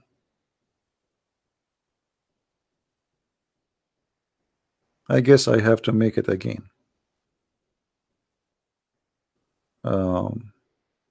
Anyway, you know, I assure you that Islam not only a silly cult. Islam is very easy cult to defeat. But usually the Christians are not trained and they know nothing about this cult. It's like, you know, I want to teach you how to do fishing, but there's no sea, there's no fish, and there's no pole, and there's no hook. But I want to teach you how to do fishing. That will not work.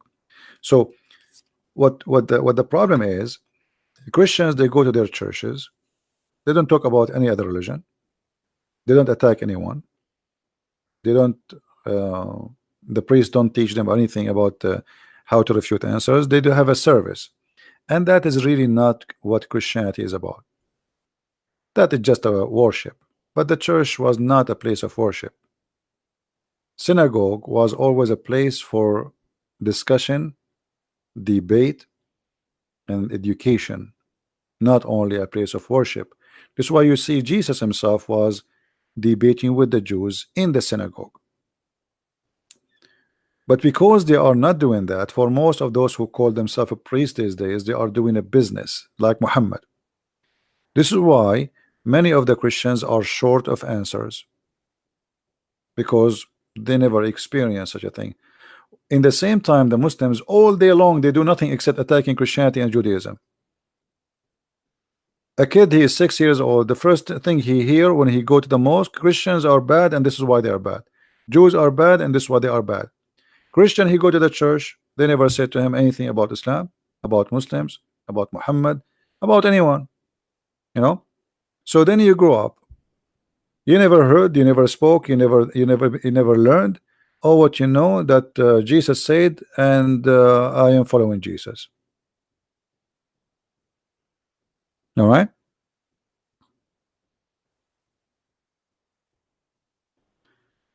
Western churches, no, not true. Not all Western churches. Depend in the person. You know, there's a potatoes and there's tomatoes and there's brave and there's cowards everywhere. So there's many Christian ministers, they are brave and they expose Islam, and there's many they are doing business.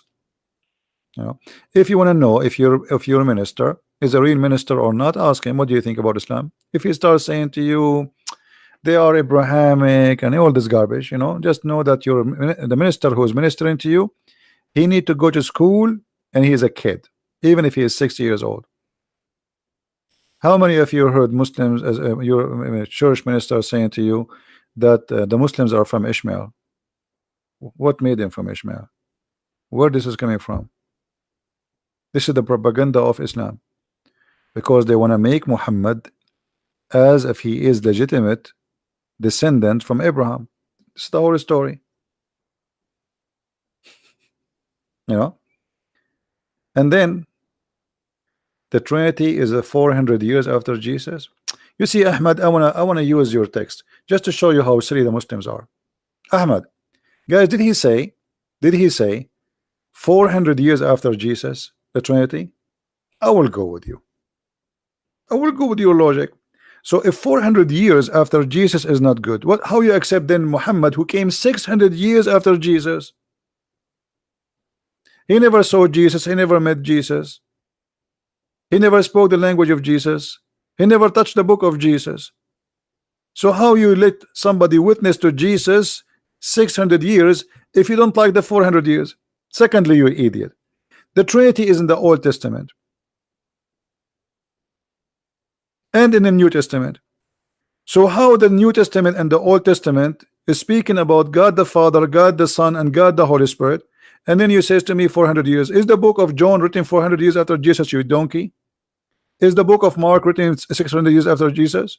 Is the book of Luke? I mean, Muslims are silly. Next time bring your dad, okay? And now you should go and play with the daughters of Aisha, just to show you how easy it is to defeat the stupid questions and accusation of no Mohammedan. You see, I just give you an example, and this is what we are doing here. We are arming you with answers. You see, there is people, they have knowledge, but they don't know how to answer. Not because they don't have knowledge, but they are not gifted. Debate is a kind of a gift, because not only you have to have a knowledge, you have to have a fast processor. You have to come with the logical answer. I mean, it's a complicated thing. It's a big challenge at the same time. And this is why the Abdul, they are afraid even to call me. Look at them. We keep saying any Abdul, as if I'm begging for like a sandwich. Right?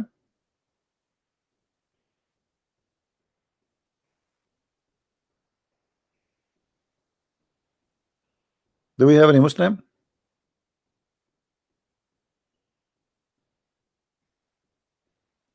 And what about the Hadith? And what about the Quran? The Quran you have today, the earliest one is written 800 years after Muhammad. Excuse me.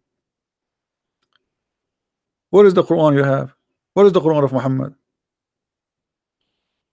And how you accept Muhammad to be the only witness for everything? Even in adultery in Islam, you need 4 witnesses. I mean, for just sex, you need 4 witnesses. For God, you do not need witnesses. Have you ever heard of a stupid cult like this? Guys, you believe it? To prove adultery in Islam, you need 4 witnesses. To prove God, 0 witnesses. Muhammad, he went to 7 heaven, he came back, no witnesses. Why? Why there's no witnesses? What happened?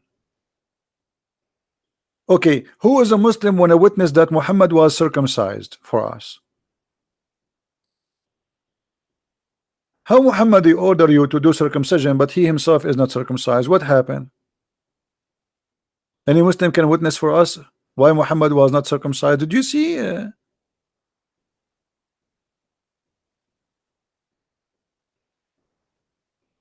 Yeah, I know the birds are singing already. So, but look how silly they are. So, my friend, this is why I say, please download my videos, even if you don't want to post them again in YouTube. Make a library. I spend all those hours not to waste my time. I am doing my best until God knows when, until I die, that before I leave this earth, before the Lord take me, we will arm as many as we can, from Christian children's, youth, and adult, not only to answer the cult of Islam, but to defeat it. Islam is the most stupid cult ever. I mean, I can defeat Islam even if I am in the deep sea and I am not breathing. I can use Zacharias diving umbrella.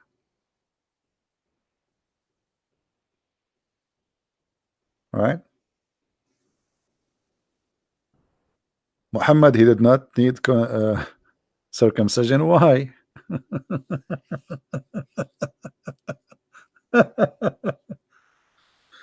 Yeah, right.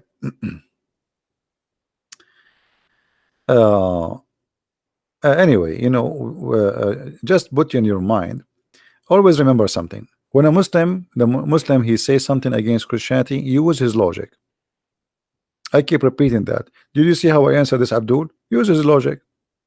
400 years, like Mimi Hijab, he said to David Wood, 4,000 years. 4,000 years, and the Jews instructed to worship one God. 4,000 years, which means from the time of Moses until now. But the Quran says that the Jews, they worship a guy, his name is Uzair, and he is the son of Allah. So when the Muslims, they say there is no Trinity in the Old Testament, so who is the Jews they worship? There is no son of God in the Old Testament. This is what they say. The Jews, chapter 9 verse number 30, it says that the Christian, they worship the Messiah as son of God, and the Jews, they worship Uzair as a son of God. Read it. So when he said for 4,000 years, 4,000 years, that's mean the Quran is a stupid book. It's a lie. It's in the front of you, guys. The word Jews means some Jews. That's stupid of you to say, because if some Jews they do that, you don't say the Jews. Correct, guys? You don't say. Here we go, Ahmad, just to show you how silly his answer. He's trying to defend, but because we could not find anyone, we could not even find one verse in the Bible mentioning a guy, his name is Uzair. Who is Uzair? Who is this guy Uzair? So Ahmad says to us, yes, some of the Jews, where the some of the Jews? If some of the Jews, then you should say some of the Jews. You don't say the Jews. You say here the Jews said.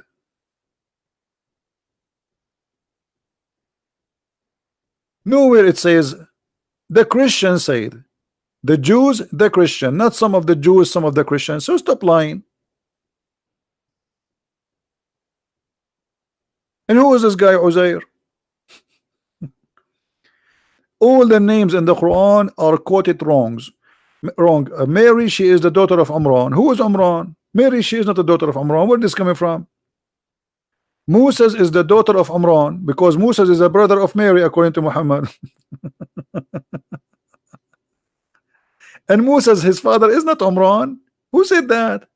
Amram is not Amran.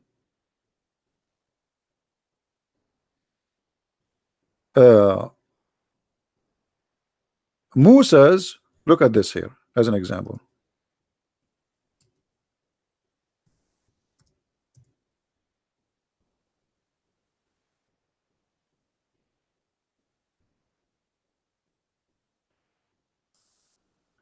Read it, read this, read and love. Moses, he met the Samari. Moses was in the time of the Samari. The Samari and Moses, they were in the same time. Have you ever heard of a stupid God like this before?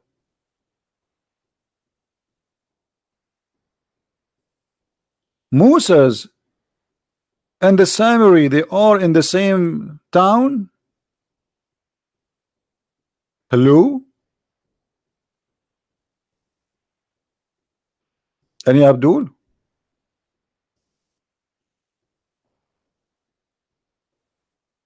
I'm just changing for you the translation so you can see all of them for fun.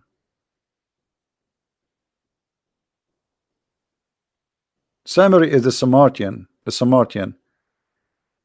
Oh, what is this? Moses and the Samaritan? Are you sure?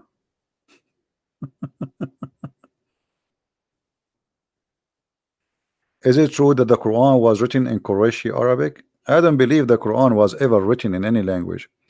I believe the early Quran, mostly it was, most of it is in Aramaic. You know, this is why the Muslims cannot understand today most of the Quran. As an example, the story of the 7 sleepers.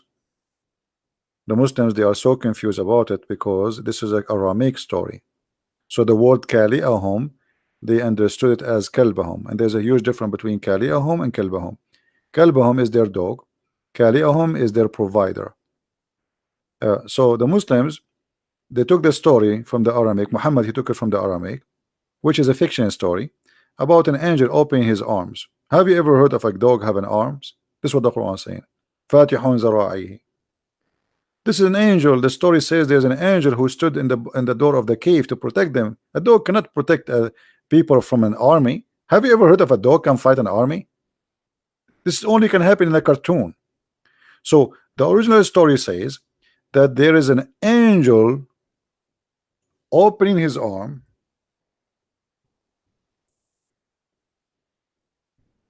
to protect them in the gate of the cave. Muhammad, or whoever came after, we are not sure, he said, instead of saying kali'ahum, he says kalbahum, which means their dog. So the word imagine the word dog, the word angel became dog. Have you ever heard of this? All of us, we knew that dogs in Islam are considered to be dirty. So how come Allah now is talking about this dog, the famous dog of Allah? By the way, in case you do not know, a dog, Allah, he have a dog. I told you this story before, right? When the cousin of Muhammad, he was reciting the chapter of An-Najm, and this is a proof that Muhammad is a star worshipper at that time. He said, he asked his cousin to believe in the Lord of the Star. His cousin, he said, I kafartu bi Rabbil Najm. I'm not going to believe in the Lord of the Star. Then Muhammad said to him, aren't you afraid that Allah will send his dog and he will eat you? And later the Muslims, they claim that Allah, he sent his dog and he ate this man. So Allah has a dog. All right. Now here the story, it says, and their dog, he stretched his, look, you see the translation. This is why I say always translation is deceiving. It says he's stretching out his 4 legs. That's a lie. It doesn't say that. It says his 2 arms, zira'ihi. He opened his 2 arms. Dogs don't have arms. So the word zira'ihi is accurate, coming from the oldest story, original. The word kalbahum is not kalbahum, it is kali'ahum. Actually, even some interpretation, they get the correct meaning. They say the origin, it was not kalbahum, it was a mistake, it is kali'ahum.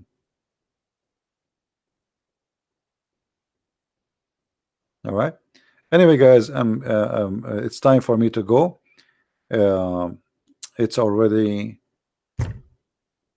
5:30 a.m. in the morning, so I want to apologize. I'm not going to stay longer. I worship a man. You worship a shin. I worship a man who is alive right now. You worship a dead man who promised you God who have a shin. You have 5 fingers and he will hold the earth in 2 fingers. You worship who? The man I worship is God. He is a resurrector, he is a creator, he forgives sin, and he is alive as we speak. Your God, he never saw him, there's no proof of him, and he said a stupid thing. He think the sperm coming from the backbone, women have a sperm coming from her chest, her nipples, may Allah nipple you. So you are talking about worshiping a man, you worship a donkey. You don't know even how your God look like. Who's your God? You have no idea. You go on YouTube, you see Allah have a hand. Brother, Allah, he said he have a hand. What I can say? If Allah, he says he have hands, that's mean he have hands. Okay, why Allah have hands? And then your prophet, he explains his God. He says Allah have 2 hands in the right side. Well, nice to meet you. Allah have 2 hands in the right side. Your God, he have a birth defect. Have you ever heard of a God, his 2 hands are right hand? So you worship a God who have two right hands. Hey brother, do he have a left hand? No brother, he lost his left hand in a car accident. What if Allah has a foot? Yes brother, he have foot because he play with Real Madrid, brother. What? Are you there, the guy who says to me you worship a man? What your God is? He have fingers, he have hands, he have a foot, he have an ass, he have two eyes. What he is? You tell me. Octopus?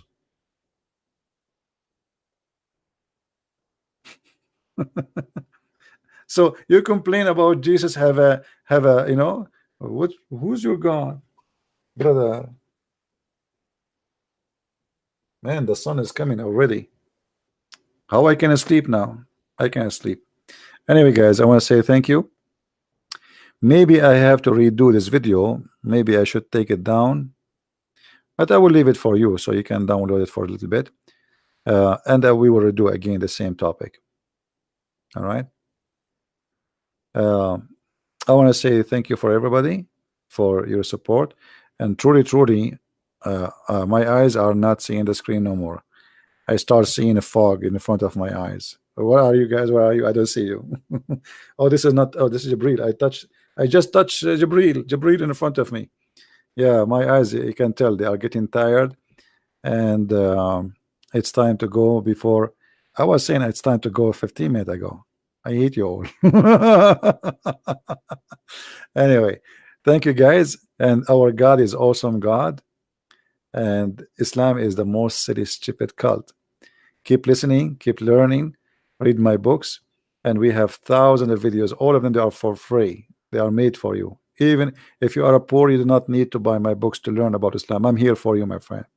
I am here for the poor before the rich. I am here for the one who want to learn, male or female, adult or a child. I am here for you until I die. So please educate yourself, download the videos, watch them, take reference, and then you will see how powerful you will be, because our weakness is our ignorance. And this is why they would love to debate you. But look, I stay here for how many hours? How many Muslims call? 0. Because they knew they are no match. The Lord is my witness that they have no witness. They witness for Allah, but they never saw him. They witness for Muhammad, but they never met him. They witness for a prophethood, but he never make a real prophecy. All of them, they are false, stupid. So be my witness. We are victorious, and they are being defeated with their cult every day. And we want to save the Muslims. We are not fighting the Muslims. We are fighting the cult of Islam. We are defeating the belief. We don't want to defeat a poor Muslim. They are poor people. They have been lied to. They've been fooled, and they think they are doing the right thing. Jesus says time will come, and people will think by killing you they are doing favor to God. And this is exactly what they do. They are poor people who've been fooled, be deceived by a man. His name is Muhammad, and his devil, his name is Allah. And yet they want to claim that by killing us, they are going to go to heaven. Killing will not take you to heaven, will take you to hell. You better enjoy it. Thank you, guys. Christ is Lord. Islam is false. And see you soon again. Take care. Bye-bye.